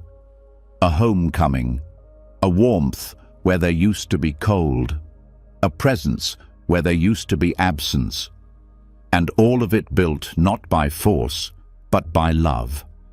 From this sacred reunion, the path continues, not into striving, not into escaping, but into deeper wholeness. Wholeness that now includes the part of you that waited the longest to be seen. After sitting with the inner orphan, after learning to hold the forgotten parts with quiet compassion and staying power, a new kind of peace starts to settle in. It's not loud or dramatic. It's not the kind of peace that makes headlines or sparks applause. It's the peace of knowing that you no longer abandon yourself, that the most vulnerable parts of your being have a place now, not because they were fixed, but because they were finally included. But even in that wholeness, another question begins to stir gently beneath the surface. A question that comes from the tension between acceptance and growth. If nothing is wrong with you, why do you still want to evolve? If you're healing, why do you still feel the need to become more? And if you're enough as you are, is it wrong to still want to change? This is where the middle way begins to unfold, not as a compromise, but as a deep truth. The path that lies between constant self-improvement and passive self-acceptance is not a contradiction. It is a rhythm, a flow, a way of walking in the world where growth happens not through pressure, and presence doesn't mean stagnation. Wholeness, in this view, is not a static state. It is a balance that shifts, breathes, and adjusts moment to moment. Buddhism has always pointed toward the middle way, not too tight, not too loose, not indulgence, not self-denial. And when it comes to our inner world, this teaching becomes even more necessary, because the culture often screams both messages at once. Be better, but love yourself, achieve more. But don't try too hard. This contradiction leads many into confusion or guilt. Either they're exhausted from striving or stuck in a kind of resignation disguised as peace. The middle way says there's another possibility: growth without self-rejection and acceptance without collapse. When you walk this path, you begin to sense when you're pushing too hard. You notice the strain, the tightness, the quiet message underneath your efforts that says, you're not enough until you change. And instead of obeying that voice, you pause, you breathe, you ask, can I grow from love instead? Growth doesn't stop, but the tone shifts. The pressure softens. You start evolving because it feels natural, not because you're trying to prove something. On the other side, when you sense yourself starting to settle into avoidance, telling yourself, this is just how I am, as a way of escaping the discomfort of change, you catch that too. You notice when presence becomes passive, when acceptance becomes avoidance. And again, you pause. You listen deeper. You ask, am I honoring myself right now or hiding from life? And the answer is usually clear when you're honest. This is not judgment, it's care. The middle way is about listening with precision, not performing perfection. This path isn't measured in dramatic moments. It's found in the ordinary, in how you speak to yourself when you make a mistake, in whether you meditate because you're punishing yourself or because you love your mind, in whether you push yourself to act because of shame or because of an inner calling that comes from stillness. Motivation doesn't disappear on this path. It just changes source. It begins to come from alignment instead of insecurity. The mind will try to trick you. It will say, if you accept yourself, you'll stop growing. But the truth is the opposite. Real growth only becomes sustainable when it is rooted in acceptance. Otherwise, it becomes a treadmill. You run faster, but never arrive. You achieve more, but never feel full. Self-acceptance gives growth roots. It allows your expansion to be honest, not performative. And when you grow from that place, the changes are deeper. They last. Likewise, the mind will whisper, if you grow, it means you're not really accepting yourself. But that too is untrue. You can hold space for who you are now while still leaning toward who you're becoming. That tension is not a problem. It's creative energy. It's the edge where transformation happens, not because you reject the present, but because you see the potential already inside it. This balance requires daily attention, not to control it, but to stay in relationship with it. Sometimes you'll lean more into rest, sometimes into effort. But the middle is not a fixed point. It's a moving center. You check in, you breathe, you ask, what am I doing out of fear? What am I doing out of love? And you shift, gently, repeatedly, with no drama. This also transforms how you relate to your spiritual path. Meditation becomes less of a performance and more of a friendship. Mindfulness stops being something to conquer and becomes a way of returning. Even your goals, career, health, relationships stop being loaded with desperation. They become expressions of your unfolding, not trophies for your value. You begin to move with intention, but without force. That's the middle way in action. There's also a deep kindness that grows here. You stop attacking your past selves. You stop resenting who you used to be. Because now you see that every version of you was walking this same balance, doing their best to grow while trying not to collapse. You start to bow to those old selves, not because they were perfect, but because they kept walking. And when you interact with others, this understanding changes everything. You become less reactive, less judgmental. You see that everyone is managing this same tension, wanting to evolve, yet afraid of losing themselves, wanting to be accepted, yet terrified of staying stuck. So you give people space, you offer gentleness, you encourage without pushing, you love without rescuing. That's what this balance looks like in relationship. Self-discipline doesn't disappear on this path. It becomes softer, more refined. You begin to act from clarity, not compulsion. You keep promises to yourself, not because you'll feel guilty if you don't, but because it feels good to be in integrity. You begin to trust your inner timing. You let rest be part of progress. You let silence be part of learning. You start to understand that the fastest path is the one that doesn't burn you out. This isn't easy. The world teaches extremes: push hard or let go, fix everything or give up. But Buddhism whispers something different. Stay in the center, even when the edges are loud. It doesn't mean you don't fall out of balance. It means you return sooner. You recover quicker. You notice more. In time, this becomes second nature. The tension doesn't disappear, but it becomes familiar. You stop fighting it. You begin to work with it.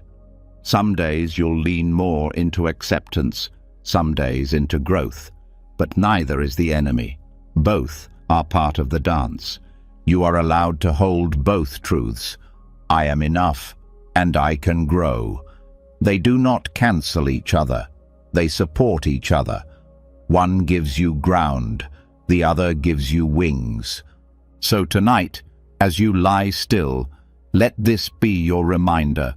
Wholeness is not found in finally arriving.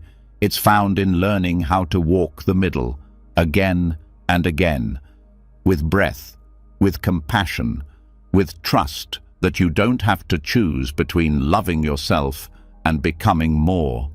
You can do both. You already are. And from this center, the next step of your path opens, not with pressure, not with resistance, but with quiet clarity and a steady heart. After learning to walk the middle way between growth and acceptance, after releasing the pressure to become someone else while still honoring the call to expand, something deeper begins to stir beneath the surface. A feeling few speak about, yet everyone knows: desire. Not the craving that grasps or the hunger that consumes, but the deep longing that sits quietly in the heart. The longing for beauty, for connection, for truth, for something more. Not more in the greedy sense, but more in the sacred sense. A fullness that doesn't leave you hollow, a freedom that doesn't numb you. And for many on the path, this is where confusion begins, because spiritual teachings often warn against desire, and yet desire still moves. This is where Tantric Buddhism offers something unexpected. It doesn't ask you to kill desire.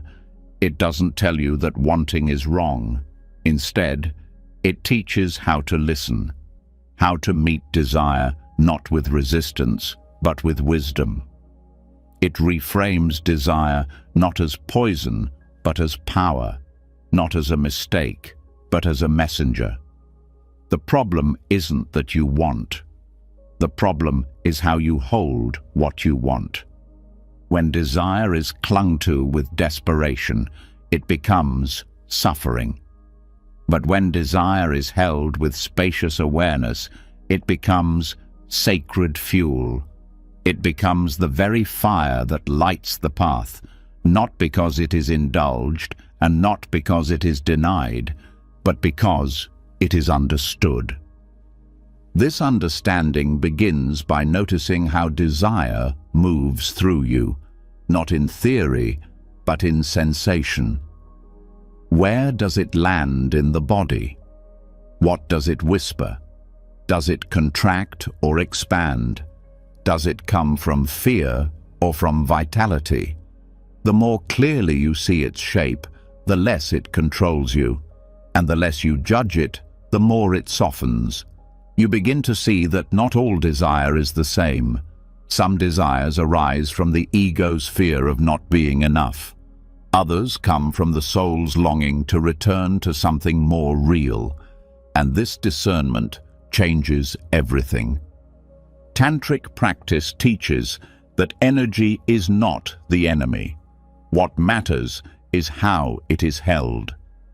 Just like a strong river can nourish or destroy depending on its banks, desire can lead to awakening or suffering depending on the awareness surrounding it. When you grip it, it burns you. When you suppress it, it festers. But when you welcome it, breathe into it, and hold it in the heart of presence, it becomes transformation. This does not mean acting on every impulse. It means becoming intimate with the impulse without obeying it blindly. You sit with the want, you feel it fully, and you ask, what is this truly pointing to? What is underneath it? Sometimes it's not the object you crave, but the feeling you believe it will bring. Safety, recognition, aliveness. And when you name that, when you go to the root, you no longer chase shadows. You start working directly with what is real. The mind loves to split things. Wanting is bad. Letting go is good. But this binary breaks down on the tantric path. Here, Desire and renunciation are not opposites. They are dance partners. Letting go is not the suppression of desire. It is the spacious holding of it. And desire is not the abandonment of peace. It is the movement of life toward itself. In this view, the goal is not to stop feeling, but to feel without being consumed. This is what it means to transmute desire into awareness. You don't escape the energy. You allow it to rise, and then you meet it with presence so spacious that it cannot collapse into craving. It expands instead. It lifts. It opens the heart instead of closing it. It becomes a prayer instead of a demand. In daily life, this changes everything. You no longer fear your longings. You stop apologizing for wanting depth, connection, beauty, truth. But you also stop using those longings to chase things that cannot truly satisfy. You hold them like fire, carefully, reverently. You let the warmth reach you, but you don't burn. You trust the desire, but not its every direction. You listen more than you react. This doesn't mean you give up your goals or your passions. It means you meet them differently. You act not out of lack, but out of fullness. You move toward what matters, but you don't grip the outcome. You release the belief that you must get everything you want to be okay. And this releases a kind of joy that isn't dependent on results. It's the joy of integrity, of alignment, of moving with the current of life instead of against it. Desire, in this view, is not noise, it's music. But you have to learn how to listen, how to feel the beat without being hypnotized by it, how to dance without losing balance. This requires practice, presence, honesty. You begin to notice when the wanting feels tight, when it pulls you out of the moment, when it tries to fix a hole that presence could have filled. And in that moment, you pause, you breathe, you ask, what if I stayed here instead? And something softens. You don't need to act. You don't need to push. You just need to be. With the wanting, without the chase, with the feeling, without the story. And what happens next is not suppression, it's alchemy. The desire transforms. It becomes warmth in the chest, lightness in the spine, space in the mind, and the object you once thought would complete you no longer holds power over you, not because you forced it away, but because you saw through it, because you stayed, because you let it teach you instead of rule you. In relationships, this changes the entire dynamic. You stop needing others to complete a picture. You stop demanding that they soothe every hunger. You begin to share love, not from emptiness, but from presence. You no longer reach for them to escape yourself. You reach with awareness, with care, with freedom to stay or to let go. Desire remains, but now it's woven with clarity, with stillness. Tantric Buddhism doesn't erase longing, it refines it. It teaches that the deepest desire is not for a thing or a person, it's for union, for truth, for dissolving into something larger than the self. And when that longing is met with deep presence, it opens. It becomes devotion, not to an external God, but to life itself, to the sacredness of this moment, to the flame that wants nothing but to burn clearly. This is not abstract. It is felt in the breath, in the body, in the pause before you reach, in the space between thoughts, in the knowing that you are allowed to want, but you are not required to obey. You can hold the fire. You can rest with it. You can let it warm you without letting it burn down your house. And sometimes that means grieving the old way, grieving the part of you that chased endlessly, that begged the world to fill a space it didn't know how to enter, that grasped because it didn't yet know how to feel. You bless that version of yourself. You say, "Thank you," and you let it go. Not with coldness, but with love.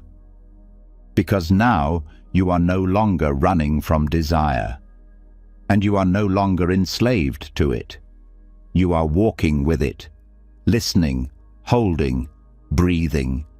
And in that space, the energy once called craving becomes something sacred, something quiet, something that no longer takes from you, but gives you back to yourself. This is not a final state. It's a path, a rhythm. Some days you'll chase, some days you'll grasp. But now you know how to return. You catch yourself faster, you soften more easily, and desire, once feared or worshipped, becomes what it was always meant to be. A wave you can ride, not drown in. So tonight, let every longing rise without judgment. Let every hunger speak. But instead of reaching for the thing, reach for presence, for the breath, for the awareness that can hold everything without needing to grab it. And let that awareness fill the space. Let it become more satisfying than the outcome ever could. And from that deep, still satisfaction, the journey continues. Not toward more, not away from less, but into the center, where desire becomes light, where longing becomes clarity, and where you remember, once again, that nothing needs to be pushed away to find peace. It only needs to be held differently. After learning to sit with desire, not to obey or reject it, but to hold it with presence, a new kind of clarity starts to emerge. The mind becomes less tangled in wanting and more curious about what's really happening underneath it all. A quiet question starts to surface. If I'm not what I desire, and I'm not what I push away, then what exactly am I? Not in the sense of a label or a belief, but in a direct, lived experience. What is this self I keep trying to fix, defend, or define? And is it possible to meet that question not with conclusions, but with observation? In Buddhist practice, this is the turning point, where identity stops being something to declare and starts being something to witness. This is where the teaching of the 5 aggregates becomes a doorway, not as a theory to memorize, but as a tool to explore what we call the self without needing to break it or glue it together.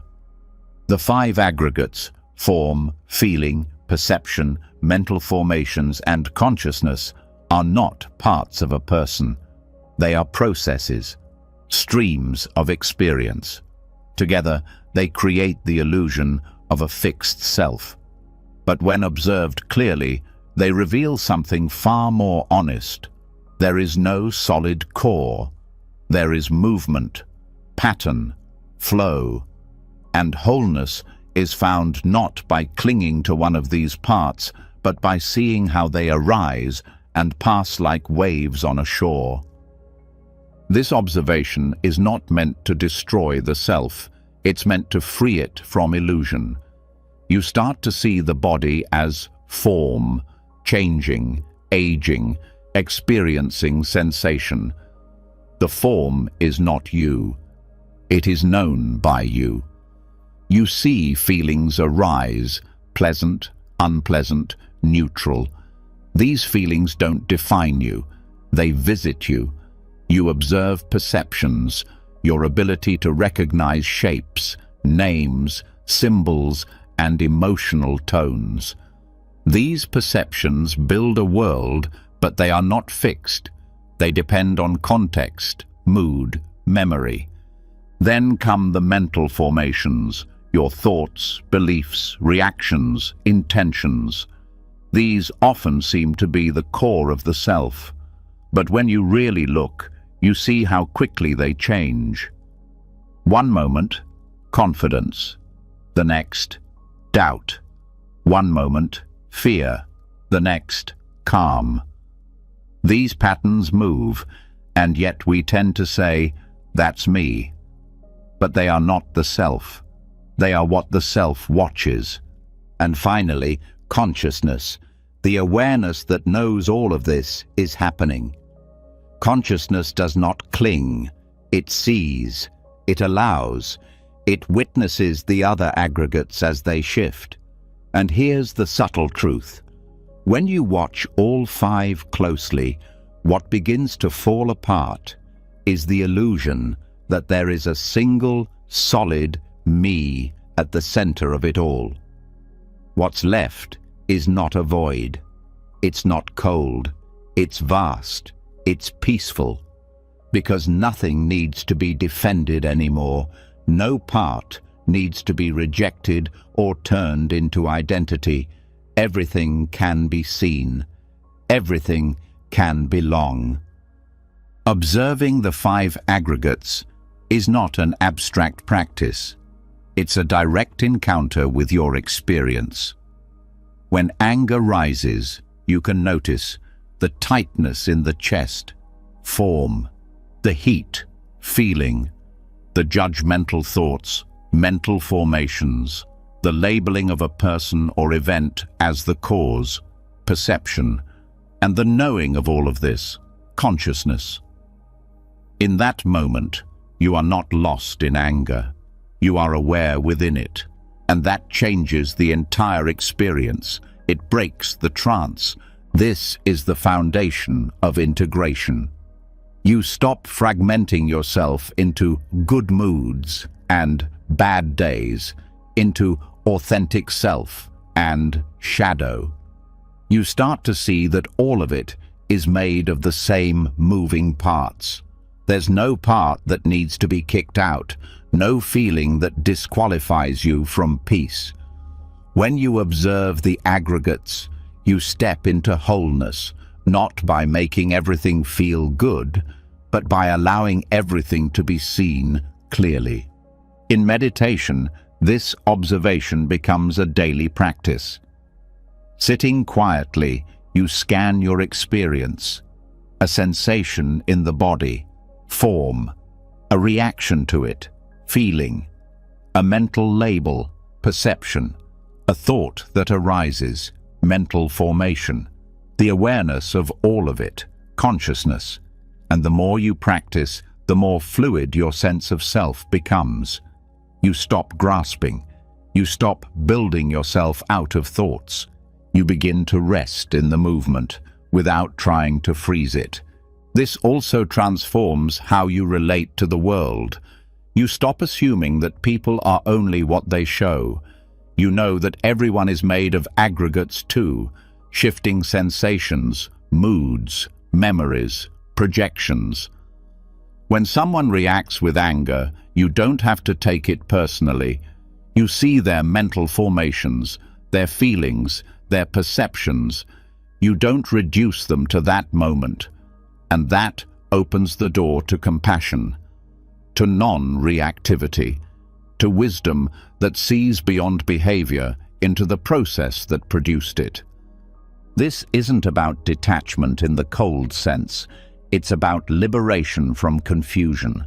The confusion that says, I am this thought, I am this mood, I am this opinion. When you see how each of these arises from conditions, you begin to relax. You stop forcing things to be permanent, and that gives you freedom to respond instead of react, to let things come and go without building an identity around every shift. Even physical pain becomes easier to hold with this view. Instead of being your pain, it becomes a pattern, a form, a sensation, a series of reactions. You don't deny the pain. You become curious about it. You breathe with it. You soften around it. And sometimes it loosens its grip, not because it disappears, but because your identification with it weakens. This observation also dismantles shame. Shame thrives when we believe our feelings and thoughts are who we are. But when you see them as aggregates, you realize this feeling is passing, this thought is conditioned, this reaction is not a flaw, it's a formation. And that insight breaks the chain. Shame becomes just another moment, not a prison. You don't have to do this all at once. Start with one moment, one breath, one emotion. Watch it arise. Notice what part of the aggregate it belongs to.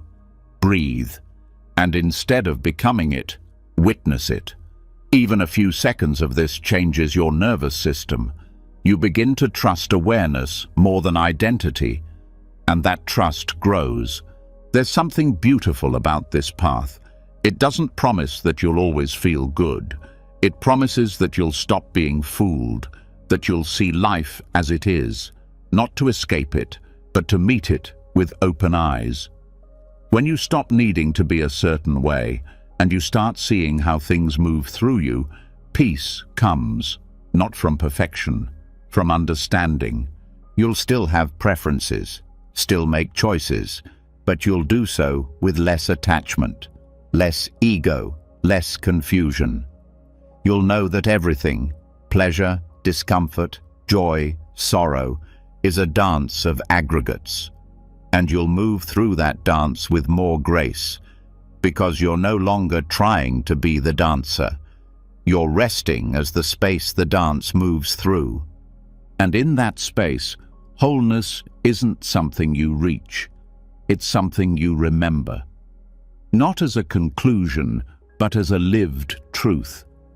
That nothing in you is separate. Nothing needs to be erased. Everything can be held in awareness. Everything can be seen, and seeing it fully is the beginning of being free. So let tonight be simple. Let the body rest. Let the thoughts float. Let the feelings rise and fall. And in the middle of it all, stay aware. Stay open. Let the aggregates move, and let yourself be the witness, spacious and kind, needing nothing to stay and nothing to go. From that place of seeing, the path continues, clearer, softer, whole. After seeing the self as a movement of aggregates, form, feeling, perception, mental formations, and consciousness, a kind of inner quiet begins to grow. Not a silence forced by withdrawal or effort, but a natural hush that comes when the need to cling, explain, or define starts to dissolve. The fragments are no longer at war. The parts are no longer being labeled as good or bad. Instead, they are simply seen. And in the space of being seen, they begin to soften and settle. But to stay in this wholeness, to deepen it, another doorway appears. A doorway that has no words and yet speaks to everything within. That doorway is silence. Not the silence of emptiness, but the silence that holds everything without pushing it away. This silence is not absence. It is connection. It is what happens when all parts of the self are given space to breathe, to listen, and to return home. Most people treat silence like a gap between events, something to fill, something to escape, a moment between what really matters. But in Buddhist practice, silence is not a pause from life. It is life itself, stripped of noise. It is the unspoken language that speaks directly to the body, to the breath, to the core of being without needing explanation. It is not isolation, it is integration. In silence, there is no longer a need to perform, react, or edit. What arises simply arises. What moves, moves. And through this, all parts of the self begin to find each other again. Silence is not just the absence of sound. It is the absence of friction. The stillness where no part of you is being judged or pushed. The breath deepens. The thoughts thin out. And what remains is not blankness. It is presence, full, alive, undivided. This kind of silence isn't passive. It is powerful. It is what allows the internal chatter to slow down long enough for deeper truths to surface. In this silence, old stories lose their urgency. The inner critic loses its volume, and what's left is something closer to peace, not because everything is solved, but because everything is allowed. When you enter deep silence with mindfulness, it doesn't feel like hiding. It feels like returning. You are not running from the world. You are returning to the center from which you can meet the world with steadiness. Periods of silence, especially when practiced regularly, act like gravity for the soul. Scattered thoughts begin to orbit more gently. Emotions that once crashed into each other begin to find space. And the deeper you go into this stillness, the more you begin to feel the subtle stitching of your inner world reconnecting. Not by force, not by effort, but by allowance. It's important to understand that silence does not always feel peaceful at first. For many, the initial experience is restlessness, boredom, even fear. Because the mind has been conditioned to associate stillness with emptiness, with discomfort. But if you stay long enough, if you breathe through the urge to escape, what begins to rise is not chaos, it's clarity. Silence is the mirror that shows what's underneath the noise, and it shows it gently, without distortion. This is why silent meditation retreats are not escapes from life. They are confrontations with reality. The reality that the mind has created layers of protection through sound, through speech, through distraction. But in silence, there is nowhere to hide. And in that nakedness, something real emerges. A tenderness, a simplicity, a recognition that the self you've been trying to find was never lost. It was just buried under too many words. Mindful silence creates space between impulse and action, between emotion and reaction. It gives your nervous system a chance to slow down, to repair, and over time, you begin to crave that space, not as an escape, but as nourishment. You start to see how much of your suffering came not from events themselves, but from the noise that followed them. The overthinking, the retelling, the layering of commentary that silence gently dissolves. This practice also deepens relationships. When you can hold silence in a conversation, when you can pause instead of filling the space, you become a better listener. You hear not just what someone says, but how they feel. You notice the tremble in their voice, the pauses between words. And people feel that. They feel your presence. Your stillness becomes a refuge for them too. And when you can hold silence within yourself, you stop being reactive. You don't need to defend every thought. You don't need to justify every feeling. You let things move through without clinging, without controlling. And what you start to notice is that even your inner parts, the scared ones, the loud ones, the confused ones, they begin to settle too. because they no longer feel pushed out. They are simply held. That is the healing power of silence. It doesn't fix you, it includes you. In silence, the mind begins to see its own patterns more clearly. The same thoughts that seemed convincing when shouted begin to look softer when whispered. The urgency to act gives way to curiosity, and this opens the door to insight, not as information, but as direct knowing. You begin to recognize your own rhythms. You start to feel when something is arising from habit or from truth. You learn to trust the inner compass that only becomes clear in quiet. Silence also reconnects you with the body, with breath, with posture, with the sensation of being alive. In a world that encourages endless thinking, silence pulls you back into sensing, into feeling the weight of your feet on the floor, the rhythm of your inhale and exhale, the texture of your aliveness in this exact moment. And that, too, is integration. You are no longer split into head and body, past and future, wanting and avoiding. You are here. This practice can be woven into daily life. It doesn't require a monastery or a retreat center. It can begin with 1 minute of silent sitting before your day begins, with a few breaths of quiet before responding to a message, with choosing to walk without headphones, drive without filling the space, eat without distractions. These small pockets of silence begin to build a new rhythm.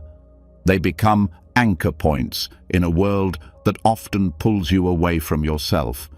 And as the silence grows, you stop fearing it. You begin to see it not as emptiness, but as fullness without noise. Not as absence, but as sacred presence. And slowly, the fear of being alone fades. Because you are not alone, you are simply with yourself. All of you. Held in one spacious awareness that does not divide. You stop needing to narrate your experience to feel it. You stop needing to explain your pain to validate it. You stop needing to share every insight to trust it. Because the silence itself becomes enough. Not as a rule, not as a discipline, but as a refuge, a reminder that beneath every word, every identity, every goal, there is this breath, this stillness, this presence that says nothing but means everything. And in that stillness, something deeper happens. Parts of you that never spoke begin to emerge. The silent grief, the unspoken awe, the questions that words can't touch. They come forward, not to be solved, but to be seen, and they are. Not because you talk to them, but because you listen.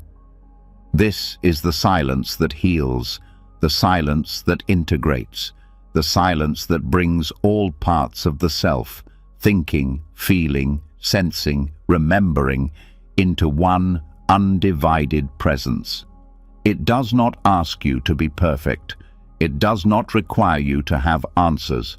It simply asks that you stay, that you rest, that you let the noise fall away long enough to hear what was waiting underneath. So tonight, let silence be your teacher. Not forced, not sterile, but alive. Sit in it. Breathe in it. Let it hold you like the sky holds the clouds, gently, without judgment, without rushing. And in that holding, let yourself feel whole, not because everything is resolved, but because everything is welcome. And from this quiet center, the path continues, not with more words, not with louder effort, but with stillness as your guide. After resting in silence, the kind that doesn't just quiet the mouth, but softens every corner of the mind, something rare begins to return. A clarity that isn't built from logic, a wholeness that isn't pieced together by force. There's no more chasing, no more fixing, just breath, just space, just being. And within that being, a question arises, not spoken, but deeply felt. What if none of the labels you've collected are actually you? What if freedom isn't in adding more insight, but in letting go of everything you thought you knew? This is the threshold of returning to original mind, a mind that isn't built from memory or identity, a mind that doesn't seek to be right, but seeks to be real. Beginner's mind, the place where truth isn't held in ideas, it's discovered moment by moment. In Zen, they speak often of the beginner's mind, not as naivety, but as sacred openness.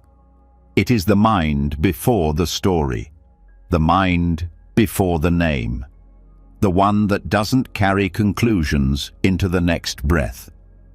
It looks at life without filters, not because it lacks intelligence, but because it has stopped pretending it already knows what everything means. And in that innocence, not ignorance, but innocence, life begins to feel alive again. Accumulated identity is heavy. Over the years it builds like layers of paint, until the original texture of your being becomes hard to feel. You're not just seeing a flower, you're seeing what you were taught it meant. You're not just meeting a person, you're meeting your past assumptions about them. Even your own emotions aren't experienced freshly. They're judged, compared, labeled. Beginner's mind cuts through that weight, not with force, but with curiosity. Curiosity is the heartbeat of original mind. It doesn't cling to expertise. It doesn't wear your past like armor. It asks quietly, "What is this right now?" And it listens. It doesn't assume it knows the shape of the next moment. It doesn't reduce the world to concepts. And in that not knowing, it comes closer to truth than any certainty ever could. Most people fear not knowing. They fill the unknown with conclusions, with categories.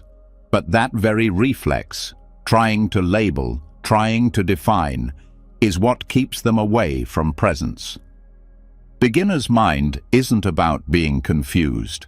It's about being honest enough to admit that every moment is new, and therefore no past thought can fully explain it. It's about letting go of the idea that understanding something means controlling it. Returning to beginner's mind isn't regression. It's restoration. You're not going backward. You're waking up again to what you stopped seeing, to the sky without commentary, to the feeling of water without analysis, to your own breath, not as a technique, but as a miracle. Original mind doesn't need permission to be here. It simply waits for you to drop what you're holding. This dropping is not dramatic. It's quiet. You don't throw your beliefs away. You just stop gripping them. You don't erase your memories. You stop treating them as blueprints. You begin to trust something deeper than thought, something that doesn't need to narrate experience to feel it, something that listens, watches, receives. Meditation is one of the places where beginner's mind becomes especially clear. At first, you bring expectations, hopes, maybe even a goal. But over time, those attachments make the practice feel narrow.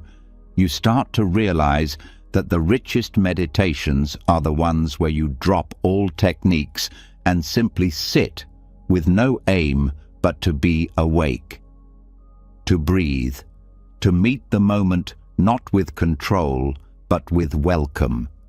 This is not laziness, it's intimacy. You're not checking out, you're checking in. without pretending you know what's supposed to happen, without rushing the experience into meaning.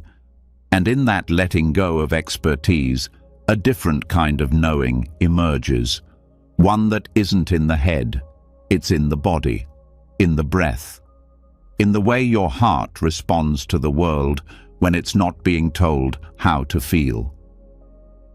Beginner's mind is also a powerful teacher in conflict. When you approach a disagreement with the belief that you already understand everything, your side, their side, the meaning, the outcome, you leave no room for anything new to unfold. But when you approach it with original mind, you listen not to confirm, but to learn. You drop your defenses, not because you're weak, but because you're willing to see. And in that willingness, relationships change. Not always easily, but deeply. Original mind changes how you live your day. The walk to your car becomes different. The way you eat your breakfast shifts. You're not going through routines, you're discovering them again. Because now, you're not doing life from memory. You're meeting it directly, not distracted by what it should be, just present with what it is. Even your relationship with pain changes. Instead of labeling it, fearing it, or bracing against it, you get curious. What is this sensation right now? Not what I think it means, not what I remember it felt like yesterday, but this exact moment. And in that asking, something opens. The pain doesn't always vanish, but the suffering lessens, because the mind stops fighting the unknown with old weapons. Children live this way naturally, not because they lack knowledge, but because they haven't yet covered over the world with too much story. They touch things to feel them, not to categorize. They ask questions not to prove a point, but to learn. And when we return to that openness, we're not becoming childish, we're reclaiming clarity. Beginner's mind doesn't mean starting from zero every time. It means returning to the present as if it were fresh. Because it is. Every breath is unrepeatable. Every moment is a one-time only offering. And to meet it with the weight of all your past conclusions is to miss its gift. This practice brings humility, not the kind that lowers you, but the kind that softens you. You stop needing to be the expert. You stop needing to be right. You begin to value presence more than performance. You start to listen more than you speak, and that listening becomes your wisdom. In teaching, beginner's mind allows you to connect. Because you're not delivering knowledge from a throne, you're exploring truth with the person in front of you. In art, beginner's mind brings spontaneity. Because you're not copying a past version of yourself, you're responding to the canvas as if it were alive. In love, it brings wonder, because you stop assuming you know your partner and you meet them anew every time. This way of being doesn't cancel out memory or insight. It just stops them from becoming cages. You're still allowed to remember, to learn, to build, but you hold your knowing lightly, like a leaf, not a sword. You stop proving yourself. You start being yourself without needing to explain it. So tonight, let the need to define things fall away. Let every label, success, failure, smart, broken, spiritual, lost, drift to the side. Not because they're wrong, but because they're too small to hold the fullness of this moment. Breathe as if you've never breathed before. Feel the air on your skin as if it's the first time. Let your own presence surprise you. And from that freshness, the path continues, not with certainty, but with wonder. Not with strategy, but with sincerity. Not with the burden of knowing, but with the freedom of beginning again, in every breath, forever whole. After returning to beginner's mind, after dropping the weight of old identities and meeting the world with curiosity instead of conclusions, something even more subtle begins to come into view. A quiet tug-of-war that has been happening beneath the surface, often unnoticed. The tension between who you think you are and who you think you're supposed to be. The comparison between your current self and your imagined, better version. It's not loud like fear or sharp like grief, but it drains energy, splits attention, and keeps the heart from resting. It whispers that you're not quite there yet, that if you tried a little harder, fixed a few more things, you'd finally arrive. But that destination never seems to come. And so begins the quiet, relentless inner conflict, one that can't be solved by achieving more, one that only dissolves when the illusion of separation is seen through completely. This is where the teaching of non-duality, Advaita, enters, not as philosophy, but as direct experience. Non-duality doesn't ask you to believe anything. It doesn't require spiritual jargon or cosmic metaphors. It simply points to what is already true beneath all effort. That the division between self and life, between now and later, between what I am and what I should be, is a mental construction, one that can be gently set down. And when it is, the war ends. At the heart of non-duality is one simple recognition.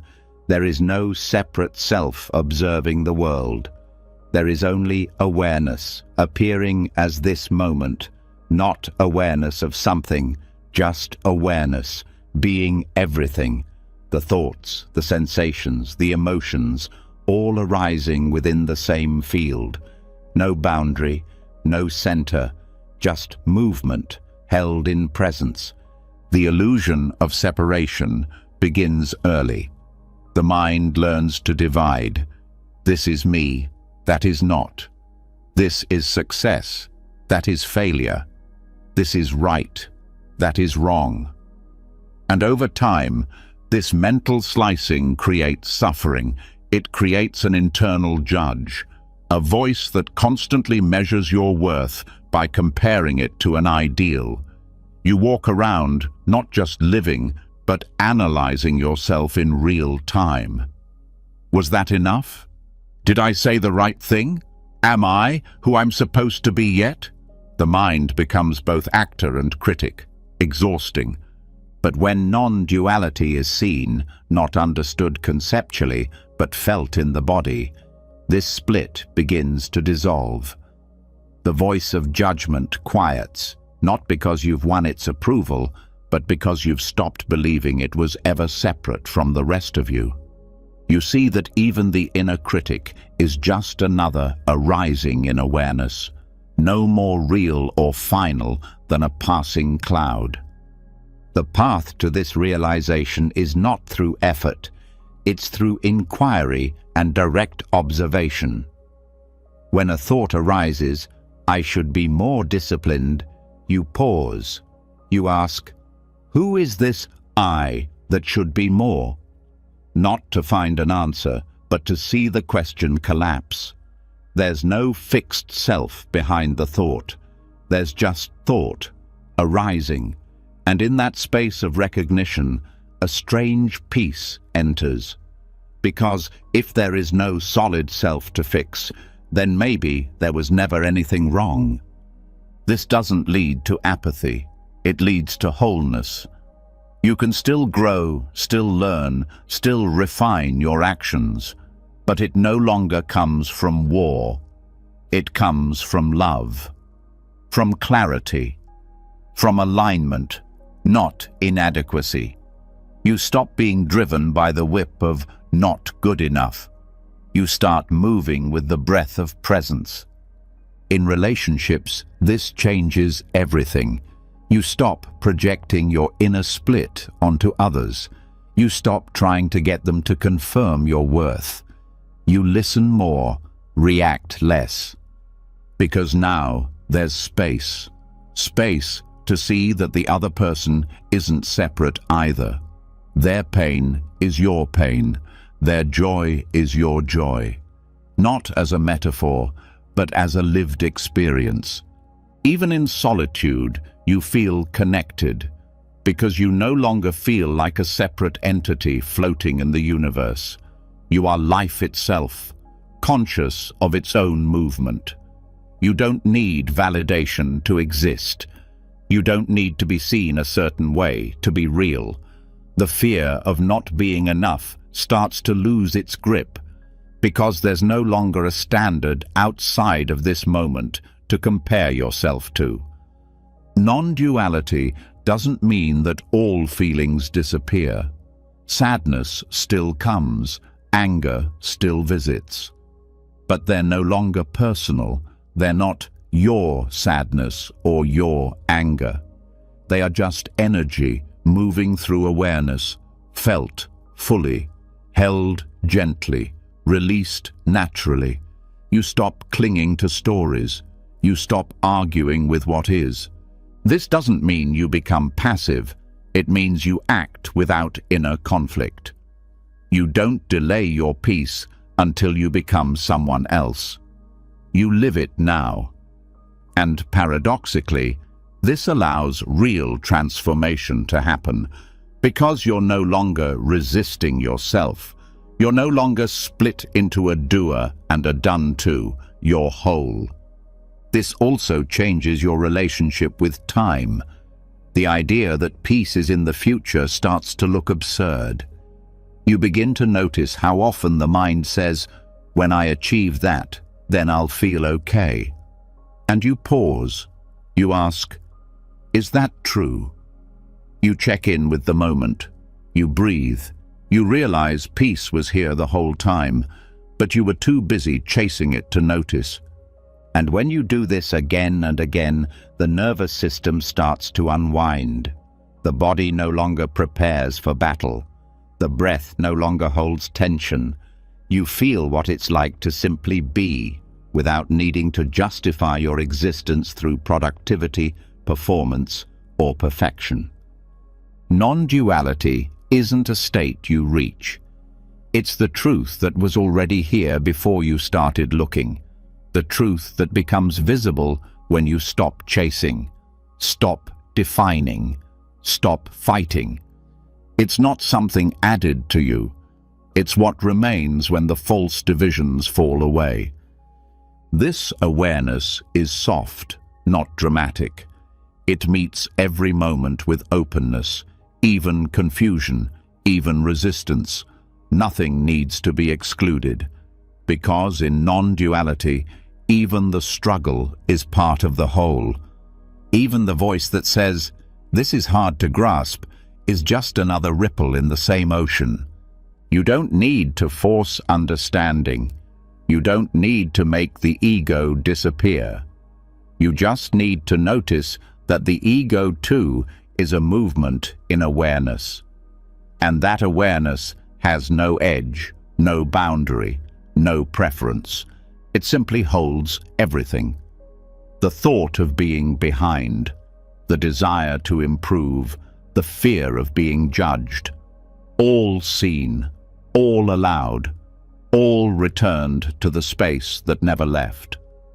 This recognition grows quietly, not through argument, not through intensity, but through repeated soft seeing, through gentle inquiry, through choosing again and again to return to the breath, to the body, to the presence that asks nothing but attention. And in that attention, the internal war begins to fade, not because one side won, but because the battlefield itself disappears. So tonight, let the idea of who you should be dissolve. Let the effort to perfect yourself melt. Let every version of self fall away just for a moment, and feel what remains.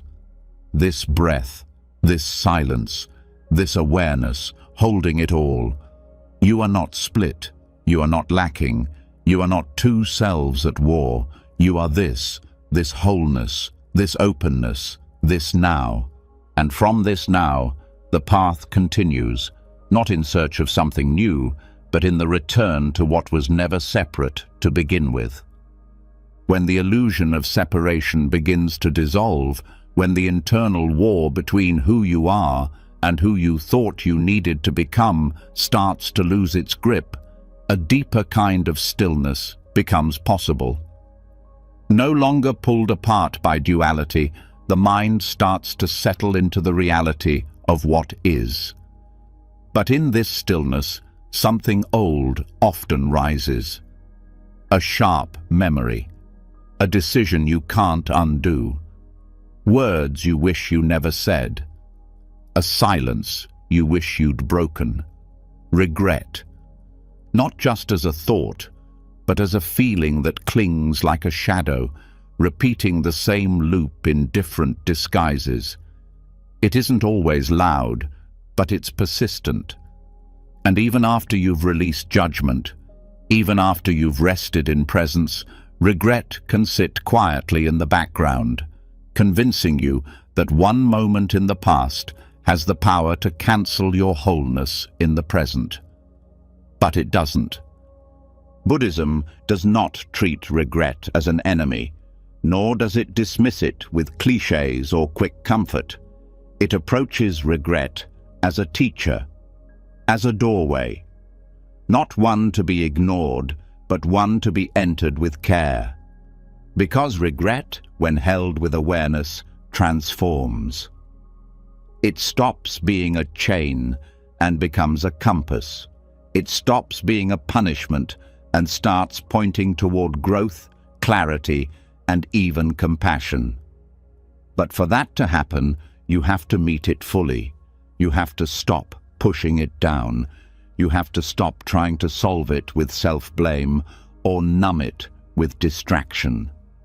The pain of regret often comes from the story that what happened shouldn't have happened.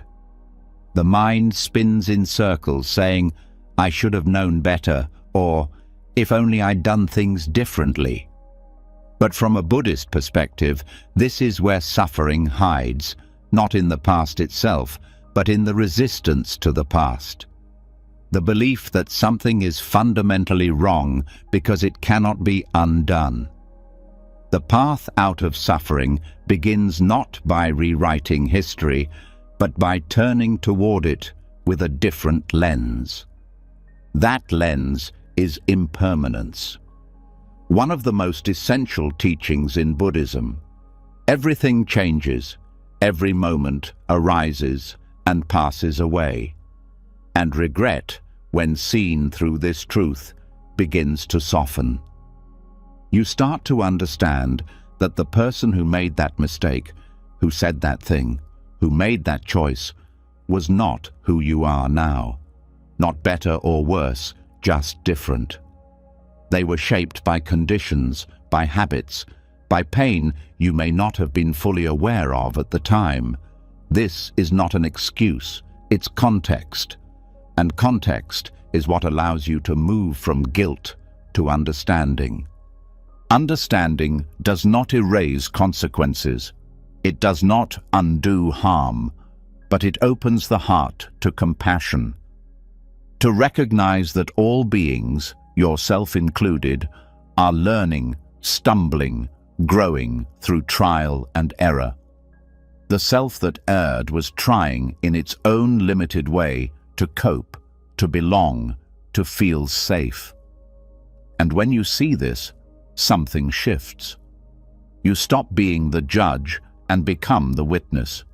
You stop punishing yourself and begin to care for the part of you that hurt others from its own confusion.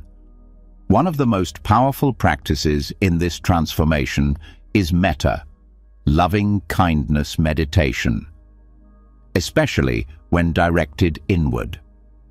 Instead of replaying the moment with shame, you sit quietly and bring to mind the version of you who made the mistake. not to justify, but to offer kindness, to say, I see you, you were lost, you were scared, and you were still trying. You breathe with that version of yourself. You allow space for sadness, for grief, even for disappointment, but without judgment. And in that space, healing begins. Another practice is confession, not in the religious sense, but in the Buddhist tradition of open acknowledgement. It can be done in private or with a teacher or spiritual friend. You name the action. You see its impact. You express remorse.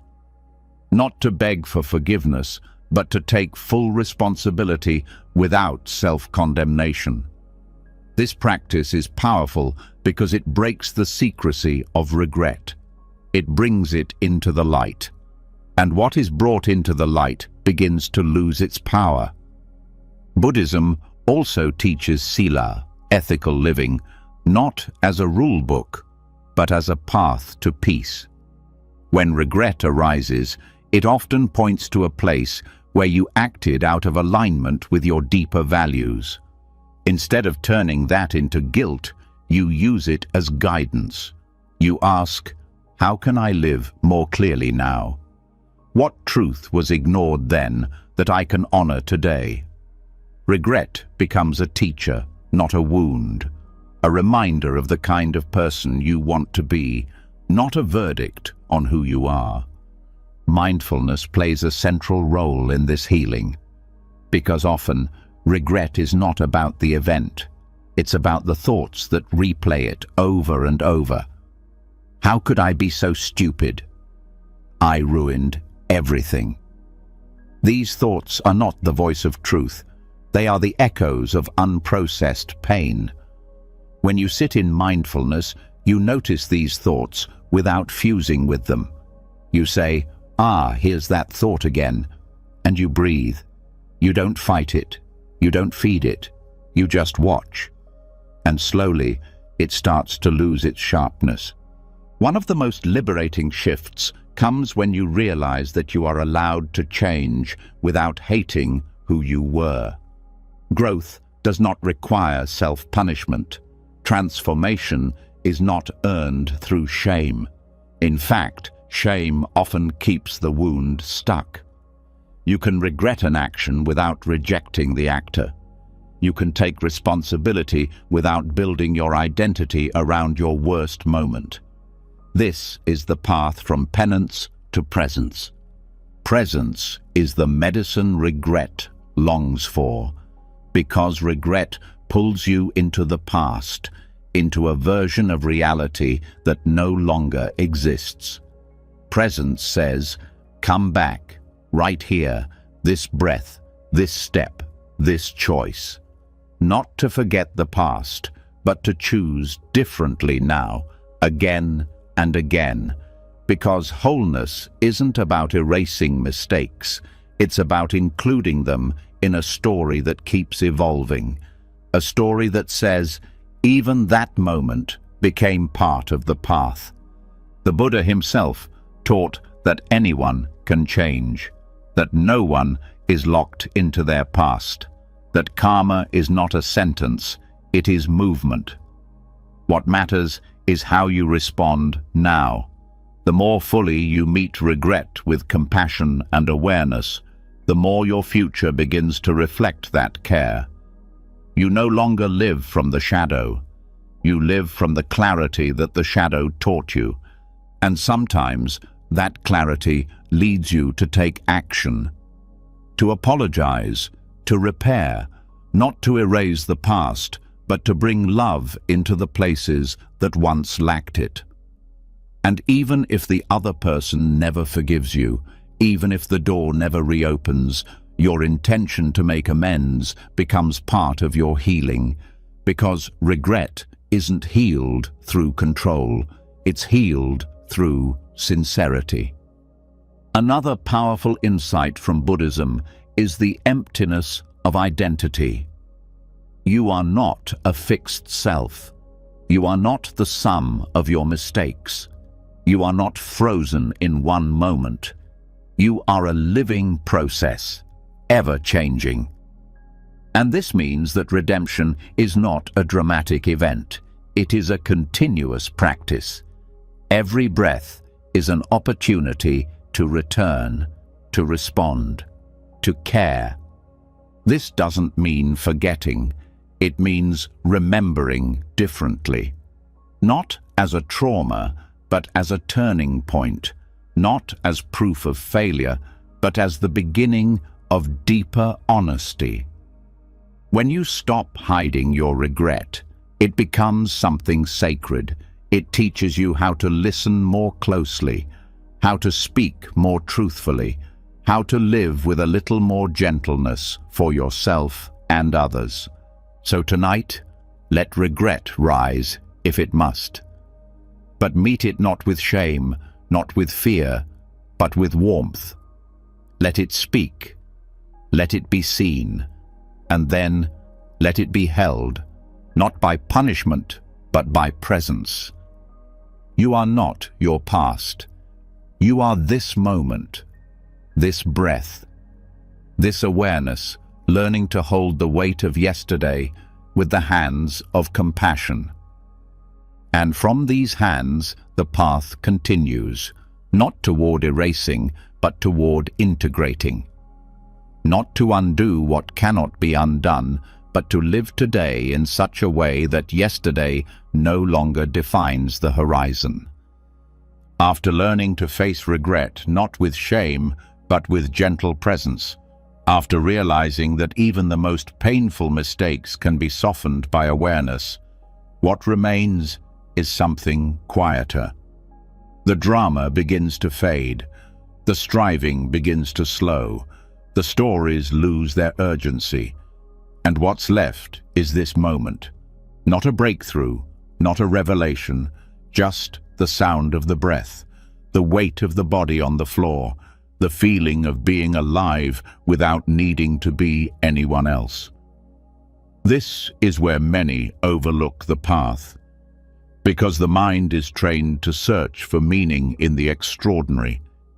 It chases peak experiences, waiting for some thunderous shift to signal transformation. But in Buddhist practice, the deepest peace is not found in the heights.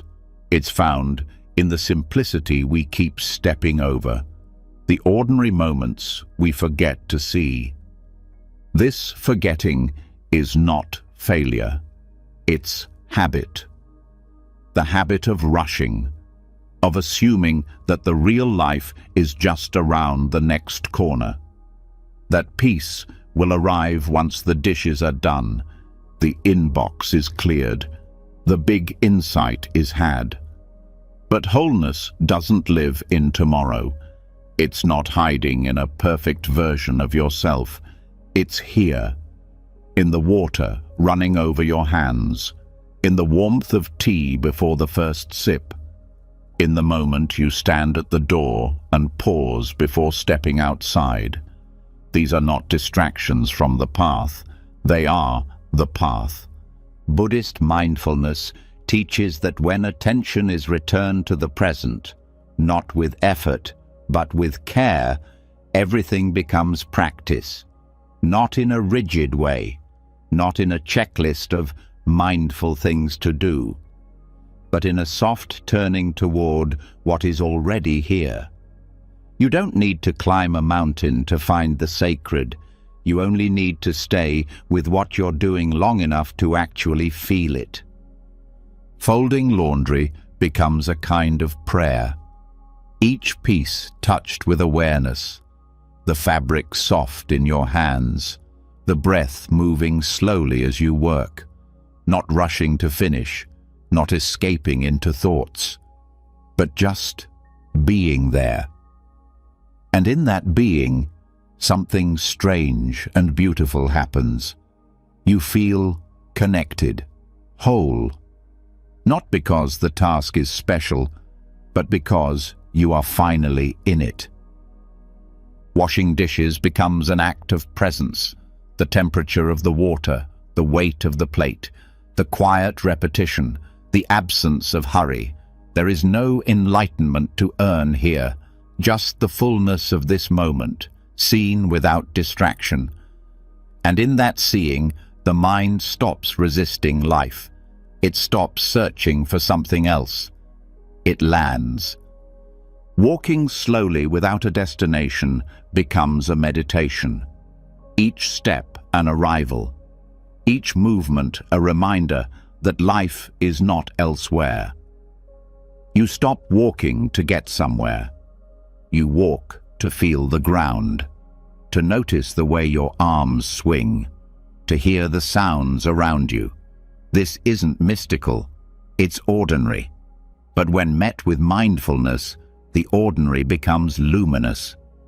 The mind resists this simplicity. It says, that can't be enough. It wants meaning in big gestures, in impressive insights. But meaning is not missing. It's just buried beneath the habit of looking too far ahead. Mindfulness returns you, not to a better version of life, but to life itself. There is something healing about remembering this, because most of our suffering doesn't come from the moment. It comes from the stories about the moment, the thoughts about what should be happening, the pressure to be more productive, more evolved, more enlightened. But when you return to what's actually here, the pressure loosens. The moment doesn't ask you to be anyone. It just asks that you be present. Even in pain, this practice offers refuge, not because mindfulness makes pain disappear, but because it allows you to hold it differently, to feel the breath moving in and out, even as the body aches, to notice the sounds around you, even as the heart feels heavy. Presence doesn't require perfection, it only requires willingness. Eating becomes different too. Not just a function of survival, but a ritual of care. You taste more. You chew slower. You notice how the body receives nourishment. The meal becomes less about distraction and more about honoring your needs, even if it's simple, even if it's quiet. Mindfulness, in ordinary moments, reconnects you to time, not clock time, but felt time. When you're truly present, 5 minutes can feel full, rich, like you lived something real. And when you're distracted, whole hours can pass without any sense of connection. The gift of mindfulness is that it gives your time back, not by making life bigger, but by bringing you closer to it. This closeness changes how you relate to yourself. You begin to notice when you're rushing through your day without really living it. You catch yourself reaching for your phone, not because you need it, but because you've lost touch with the moment. And instead of judging, you return, again and again. This is not about perfection, it's about returning. Mindfulness is the art of remembering to come back. Even conversations become more whole when you bring this presence. You stop listening to reply. You start listening to hear. You notice the tone in someone's voice, the look in their eyes, the pauses between words. And suddenly, connection deepens. Not through what is said, but through how fully you're there to receive it. This awareness doesn't make life easier, but it makes it fuller. It doesn't remove sadness or joy or frustration. It allows you to experience them without numbing or exaggerating. It brings you home to the body, to the breath, to the moment that never left, but that you had forgotten how to feel. Even rest becomes different. Not the kind of rest that is just collapse after exhaustion, but real rest. The kind where you lie down without a screen, without noise, where you let the body soften, Let the thoughts pass. Let yourself be held by the moment without needing to explain or achieve anything. The most beautiful thing about ordinary mindfulness is that it asks for nothing new. You don't have to change your life. You don't have to fix your habits. You just have to meet what's already here with a little more attention, a little more care. And that small shift opens everything. Because when you're present with the small things, you start to realize there are no small things. Every moment is complete. Every breath is the whole of life, arriving and leaving. And when you feel that, even just once, you know that awakening is not somewhere else. It's here, in the tea, in the dishes, in the quiet walk around the block. So tonight, let the day be enough. Let the breath be enough. Let the simple act of being here be your practice, not to become anything, but to feel what it means to already be whole. And from that wholeness, the path continues, not towards something bigger, but towards something closer, something so familiar we forget to see it. But once we do, we realize, this is it. It always was. After discovering the quiet richness of the ordinary, after realizing that drinking tea and folding laundry with full awareness can feel more whole than 1,000 ungrounded dreams, something else begins to emerge, almost without trying. A gentle shift in how you see others.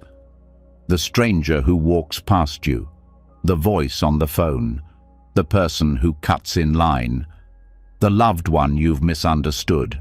Your presence, once turned inward, now starts to extend outward. Not as effort, but as a natural unfolding.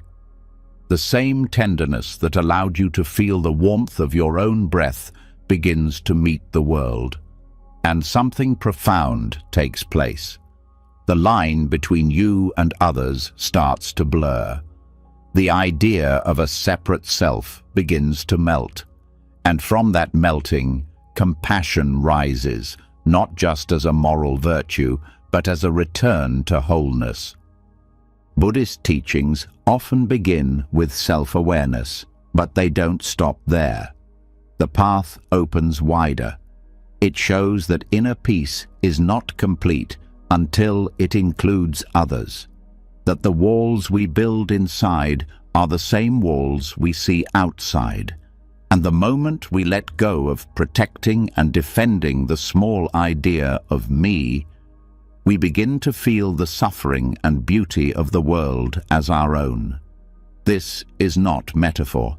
It's a shift in perception, one that dissolves isolation and reveals a deeper truth. No one heals alone.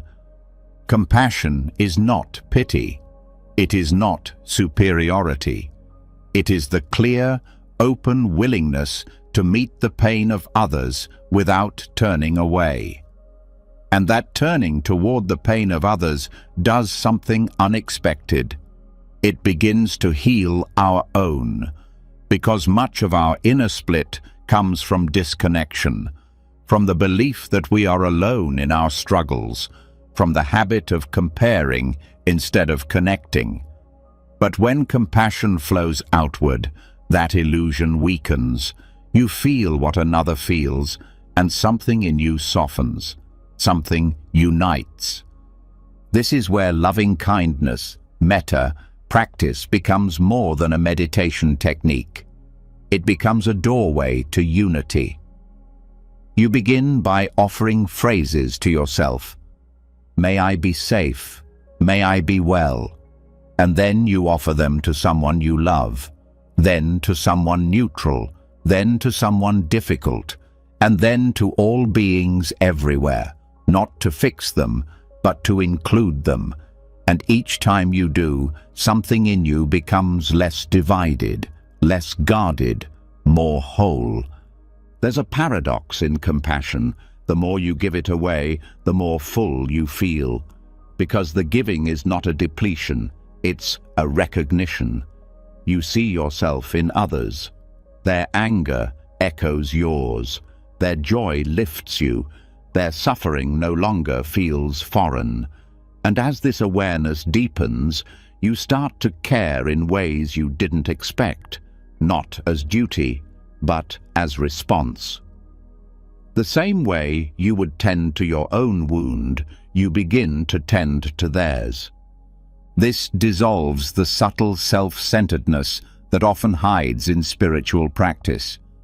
The tendency to turn inward for comfort, but forget that suffering doesn't stop at the skin. Wholeness is not something you build around yourself. It's something you discover when the boundaries drop. And compassion is what drops them, not just as an emotion, but as a way of seeing. Even brief moments of this shift can change you, holding the door open and truly seeing the person behind you, noticing the sadness in a cashier's eyes and silently wishing them well, offering patience when someone disappoints you, not because they deserve it, but because you know what it's like to fall short. These aren't grand acts, they're small revolutions. Each one weakens the false divide between self and other. In difficult relationships, this view becomes especially powerful. The instinct is to protect, to blame, to hold grudges that harden over time. But compassion says, "Can I see their pain, even if they caused mine?"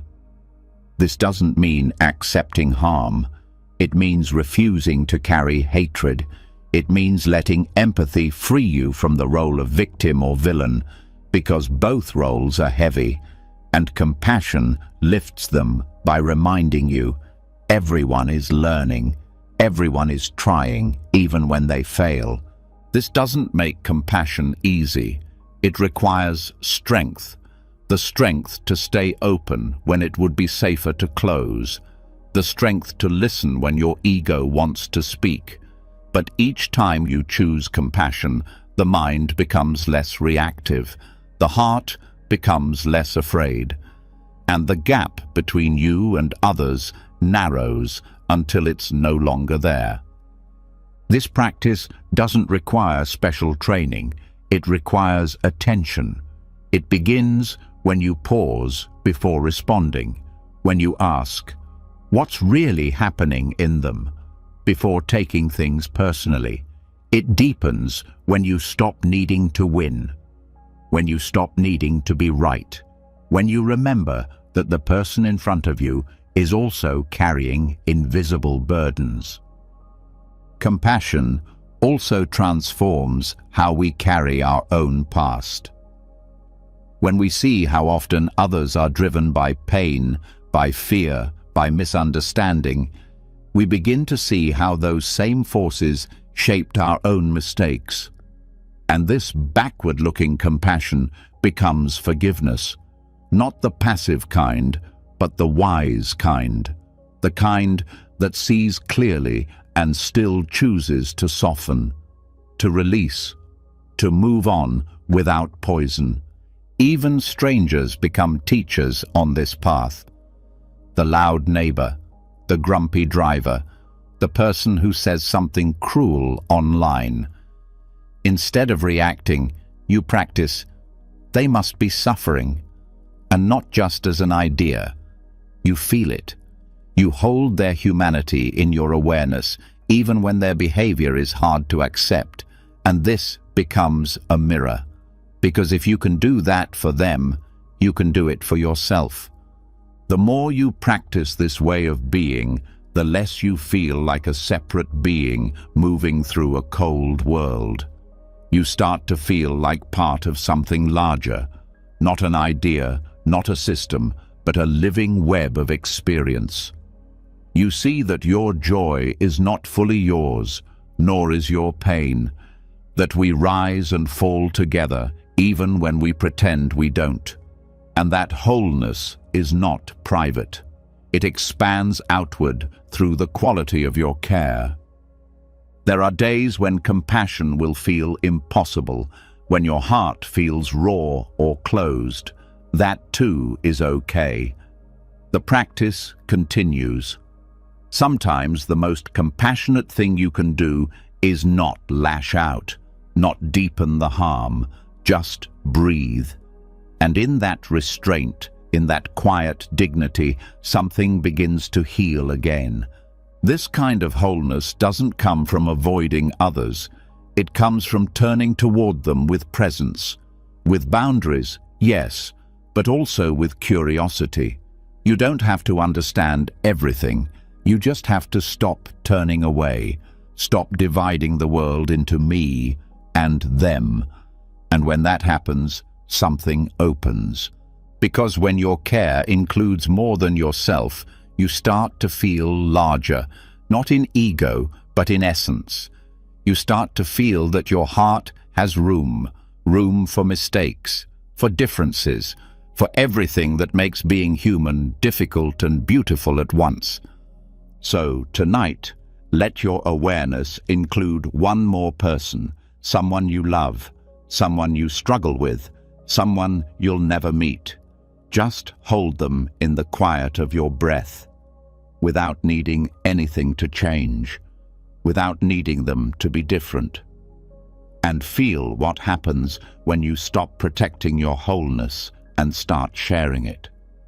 And from that sharing, the path continues, not as solitude, but as connection, not as escape, but as a return to the web of life, where no one is truly separate, and love is not a performance, but a remembering.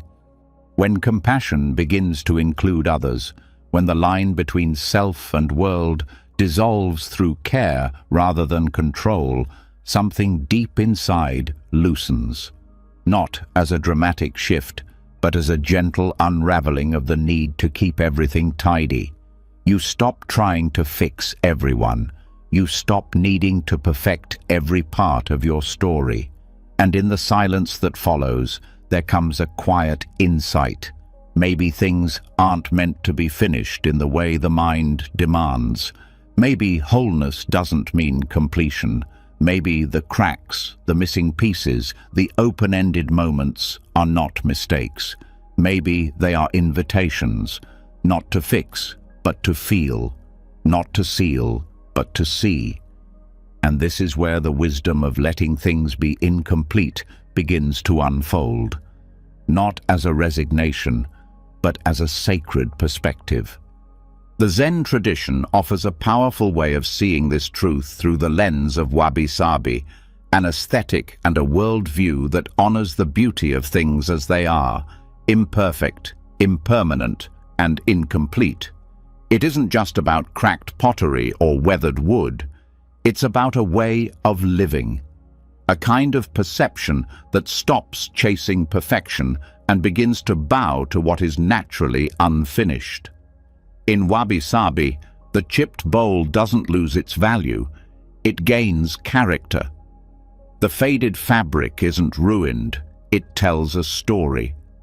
The silence between words holds more truth than the words themselves. The modern world teaches the opposite. Everything must be polished, completed, optimized. You're taught to finish what you start, improve what you have, and hide what doesn't look quite right. But the cost of that mindset is a constant inner pressure, a subtle war with reality. Because life is not clean. It unfolds with edges, with pauses, with interruptions. And the more you expect it to be complete and symmetrical, the more distant it feels. Letting things be incomplete doesn't mean abandoning responsibility. It means shifting your relationship to control. It means recognizing that some questions don't need answers right away, that some emotions don't resolve on schedule, that healing can remain in progress and still be valid. You stop rushing yourself through grief, through change, through uncertainty. You allow things to be in motion, and that allowing is what makes space for real peace. Wabi-Sabi is not passive, it's deeply attentive. It notices the quiet marks of time. It honors the patina of wear. It welcomes the asymmetry of things that were never supposed to be even. In your own life, this looks like honoring your journey not just in highlights, but in pauses. It means accepting the unfinished parts of yourself with the same care you give to the parts that feel whole. The mind often wants closure. It wants the full circle, the complete narrative. But much of life resists that structure. Relationships evolve without clear endings. Goals shift halfway through. Questions remain open for years. And instead of treating this as failure, the Wabi-Sabi perspective treats it as natural, as beautiful, as real. It says, here is a life still unfolding, and that's exactly what makes it alive. There's tenderness in incompleteness, the kind that draws you closer, not because something is broken, but because it's honest. A handmade cup, slightly uneven, feels warmer to hold. A melody that ends unexpectedly lingers in the heart longer. A conversation that doesn't resolve leaves room for deeper listening. You start to see that incompleteness doesn't steal meaning, it makes it. This view also softens how you see your past. Not every chapter will have closure. Not every wound will offer a neat lesson. Some memories will remain open. Some regrets will echo faintly for years. But when you stop demanding resolution, you make room for integration. You let those moments be part of the story, not as shameful gaps, but as necessary openings. Even in spiritual practice, the desire to arrive can become a trap. You sit hoping for clarity. You meditate, expecting peace. And when it doesn't come in the way you imagined, the mind labels the session incomplete. But Wabi-Sabi reminds you that presence itself is enough. That showing up, that listening, that breathing with what is, even if it feels unfinished, is sacred. This way of seeing changes how you relate to others too. You stop waiting for them to become someone else. You stop holding them to a timeline they never agreed to. You begin to appreciate the beauty in who they are now, even with their contradictions, even with their gaps. You learn to love people the way you love old books, with worn edges, half-told stories, and fingerprints of real life on every page. Wabi-Sabi also transforms your creativity. You stop over-editing. You stop polishing the soul out of things. You start trusting the imperfect line, the rough edge, the accidental brilliance. You realize that creativity is not about producing flawless outcomes. It's about revealing something true. And truth rarely arrives in perfect form. When applied to your daily routines, this awareness brings a kind of softness to your planning.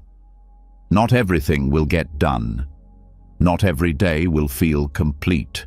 Some tasks will linger. Some conversations will need to be revisited. And instead of treating this as failure, you begin to see it as rhythm, like waves, like seasons. Not everything has to close. Some things are meant to remain open. This perspective also offers healing for the inner critic, the part of you that measures, compares, pushes. When you recognize that incompleteness is part of the fabric of reality, not a flaw, but a feature, that critic loses its grip. You stop believing that your worth depends on perfection. You begin to live from a different center, one that trusts process over outcome. Even death is seen differently through this lens. not as the end of a perfect story, but as the natural close of a chapter that was never meant to be complete. The things left unsaid, the projects unfinished, the love that lingers. All of it becomes part of the mystery, not the mistake. You stop fearing the end as a place where you'll be judged and start meeting it as part of the same rhythm that shaped everything else. In practice, you can begin by noticing how much tension you carry trying to finish things. The frustration when a conversation doesn't conclude, the guilt when a project remains paused, the discomfort when your emotions don't match what you expected. Instead of reacting, breathe, stay, let the moment be unfinished, and feel how that spaciousness changes you. You might begin to notice the small signs of Wabi-Sabi in your life, the worn-out chair that still holds you, the chipped mug that holds your morning tea, the photo that's slightly faded but full of memory. Each one is whole, not despite its imperfections, but because of them. Let them remind you that you, too, are not waiting to be completed. You are already part of the whole, even as you unfold. Let your meditation practice carry this spirit. Let your relationships hold room for open ends. Let your art reflect the fingerprints of being human. Stop rushing. Start feeling. Start listening to what's already enough, even if it's still in progress. And tonight, let everything remain slightly open. Let the stories in your mind stop mid-sentence. Let your breath come and go without needing to control it. Let your thoughts drift without chasing them down. Let the unspoken be okay. Let the undone rest. Let the incomplete be your teacher. And from that incompleteness, the path continues, not toward finality, but toward deeper presence. Not with answers, but with reverence for what remains unspoken, unsolved, and still entirely beautiful. After learning to live with the unfinished, after letting go of the pressure to wrap every story and complete every sentence, a new kind of peace starts to settle in. Not the peace of control, but the peace of allowing. The kind that doesn't depend on everything being fixed, solved, or resolved. And from this gentle acceptance, one begins to hear something underneath it all. A rhythm that never asked for perfection. A movement that has always been here. The breath. Not as an idea, not as a technique, but as a living thread that runs through every experience, holding the present moment together without effort, without needing attention, and yet offering everything when noticed. This is where the practice returns to its root. Not in concepts, not in theories, but in breath itself, the one thing that is always now. Buddhism has always pointed to the breath as the doorway back to what's real, not because breath is special, but because it's honest. It doesn't lie, it doesn't pretend. It rises, it falls, it comes, it goes. It doesn't care if you're enlightened or confused. It welcomes you the same way, whether you're grieving or celebrating. And when everything else becomes noisy, when the mind spins in loops and the heart feels tangled, the breath remains simple, close, true. And that simplicity is the beginning of returning home. Mindful breathing is not about controlling the breath. It's not about making it deeper or quieter or more spiritual. It's about becoming aware of what is already happening. The inhale, the exhale, the pause in between, the body rising, the body falling.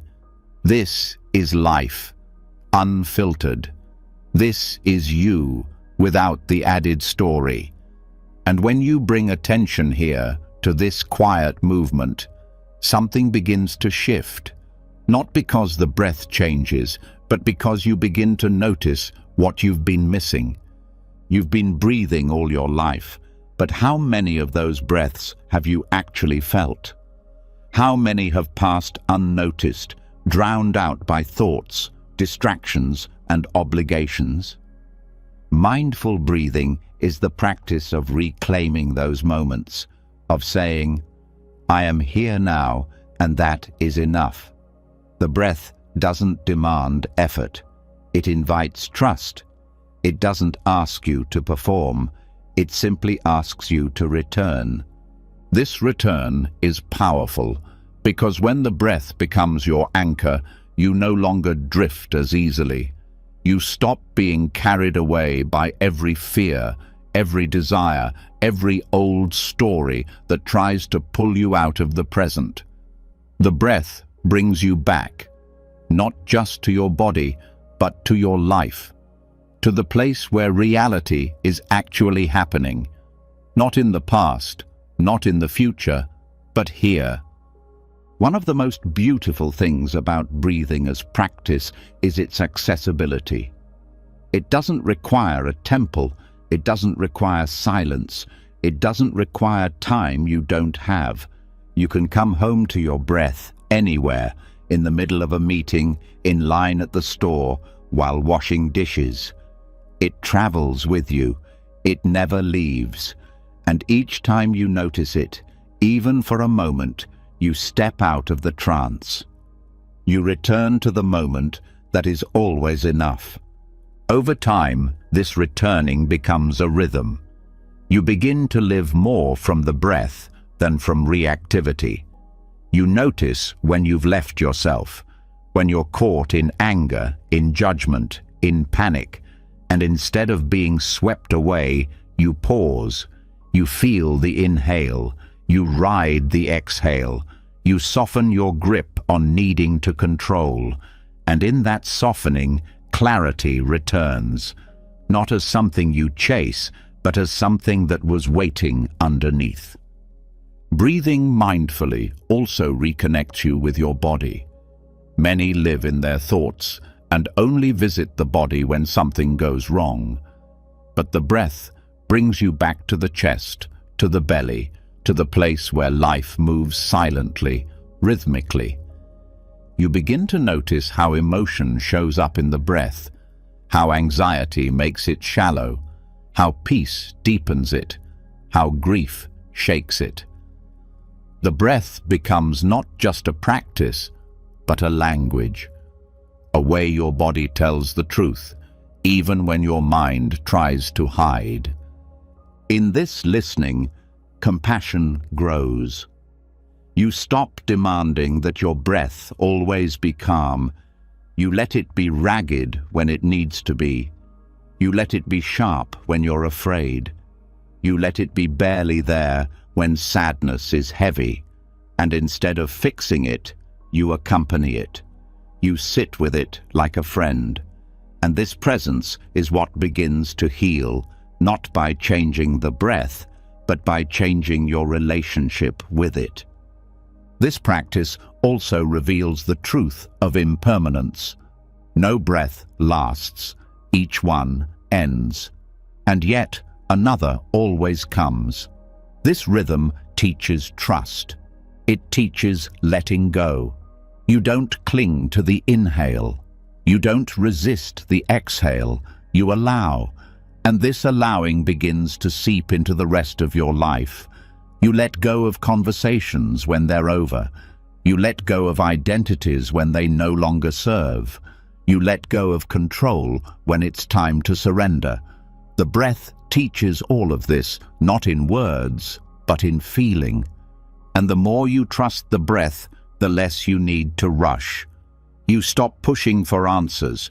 You stop grabbing for control. You breathe and let things unfold, because now you've felt the steadiness underneath it all.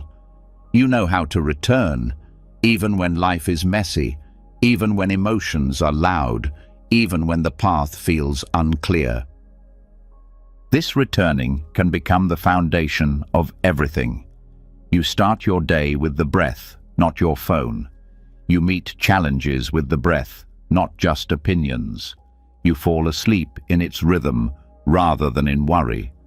The breath becomes not just a tool, but a home, a reminder that you belong to this moment, no matter what it holds. And perhaps most quietly, the breath reminds you that nothing is missing. The mind loves to tell stories of lack, of what's wrong, of what's needed before you can rest. But the breath says otherwise. It says, this is enough. It says, you're alive. It says, stay here. And when you listen, even for a few seconds, you feel it, the completeness, the fullness, the presence that doesn't need anything added to be sacred. Breathing with awareness is not flashy. It won't impress anyone, but it will change you. Slowly, deeply, softly. It will make you more grounded, more kind, more present. It will show you that the moment you're in, this exact inhale, this exact exhale, is already whole, already home. So tonight, let everything else fade. Let every plan, every memory, every to-do fall to the background.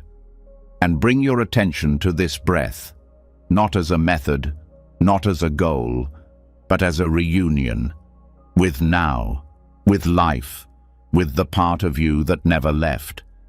And from that reunion, the path continues, not as a chase, but as a return, not towards some perfect future, but toward the pulse of life that is already beating in your chest, guiding you back again and again to where nothing is missing. After more than 3 hours of exploring the deepest corners of the human spirit, what's left is not a finish line. It's a beginning, a quiet, steady return to something that was never missing, only forgotten. Through each teaching, from self-compassion to silence, from breath to incompleteness, you've seen that wholeness is not something you earn, chase, or fabricate. It's what remains when you stop running, when you stop editing yourself to fit into perfection, when you stop dividing your heart into should be and shouldn't be. The Dharma has never asked you to become more. It has only ever invited you to come home. Each topic, each breath, each pause was not a lesson in fixing yourself, but in remembering yourself. That the broken parts are still sacred, that the pauses are part of the rhythm, that you don't need to be finished to be whole, and that compassion for yourself, for others, is not just a soft virtue, but a doorway through which separation dissolves. Wholeness is not loud. It doesn't arrive with applause. It arrives quietly, like an exhale, in the softness of ordinary things, in the decision to stay, in the moment you listen to your own breath and say, "This is enough." If something in these hours touched you, if a line, a silence, a moment gave you something you didn't expect, let us know in the comments. Share what stayed with you. It's in these reflections that others find their way too.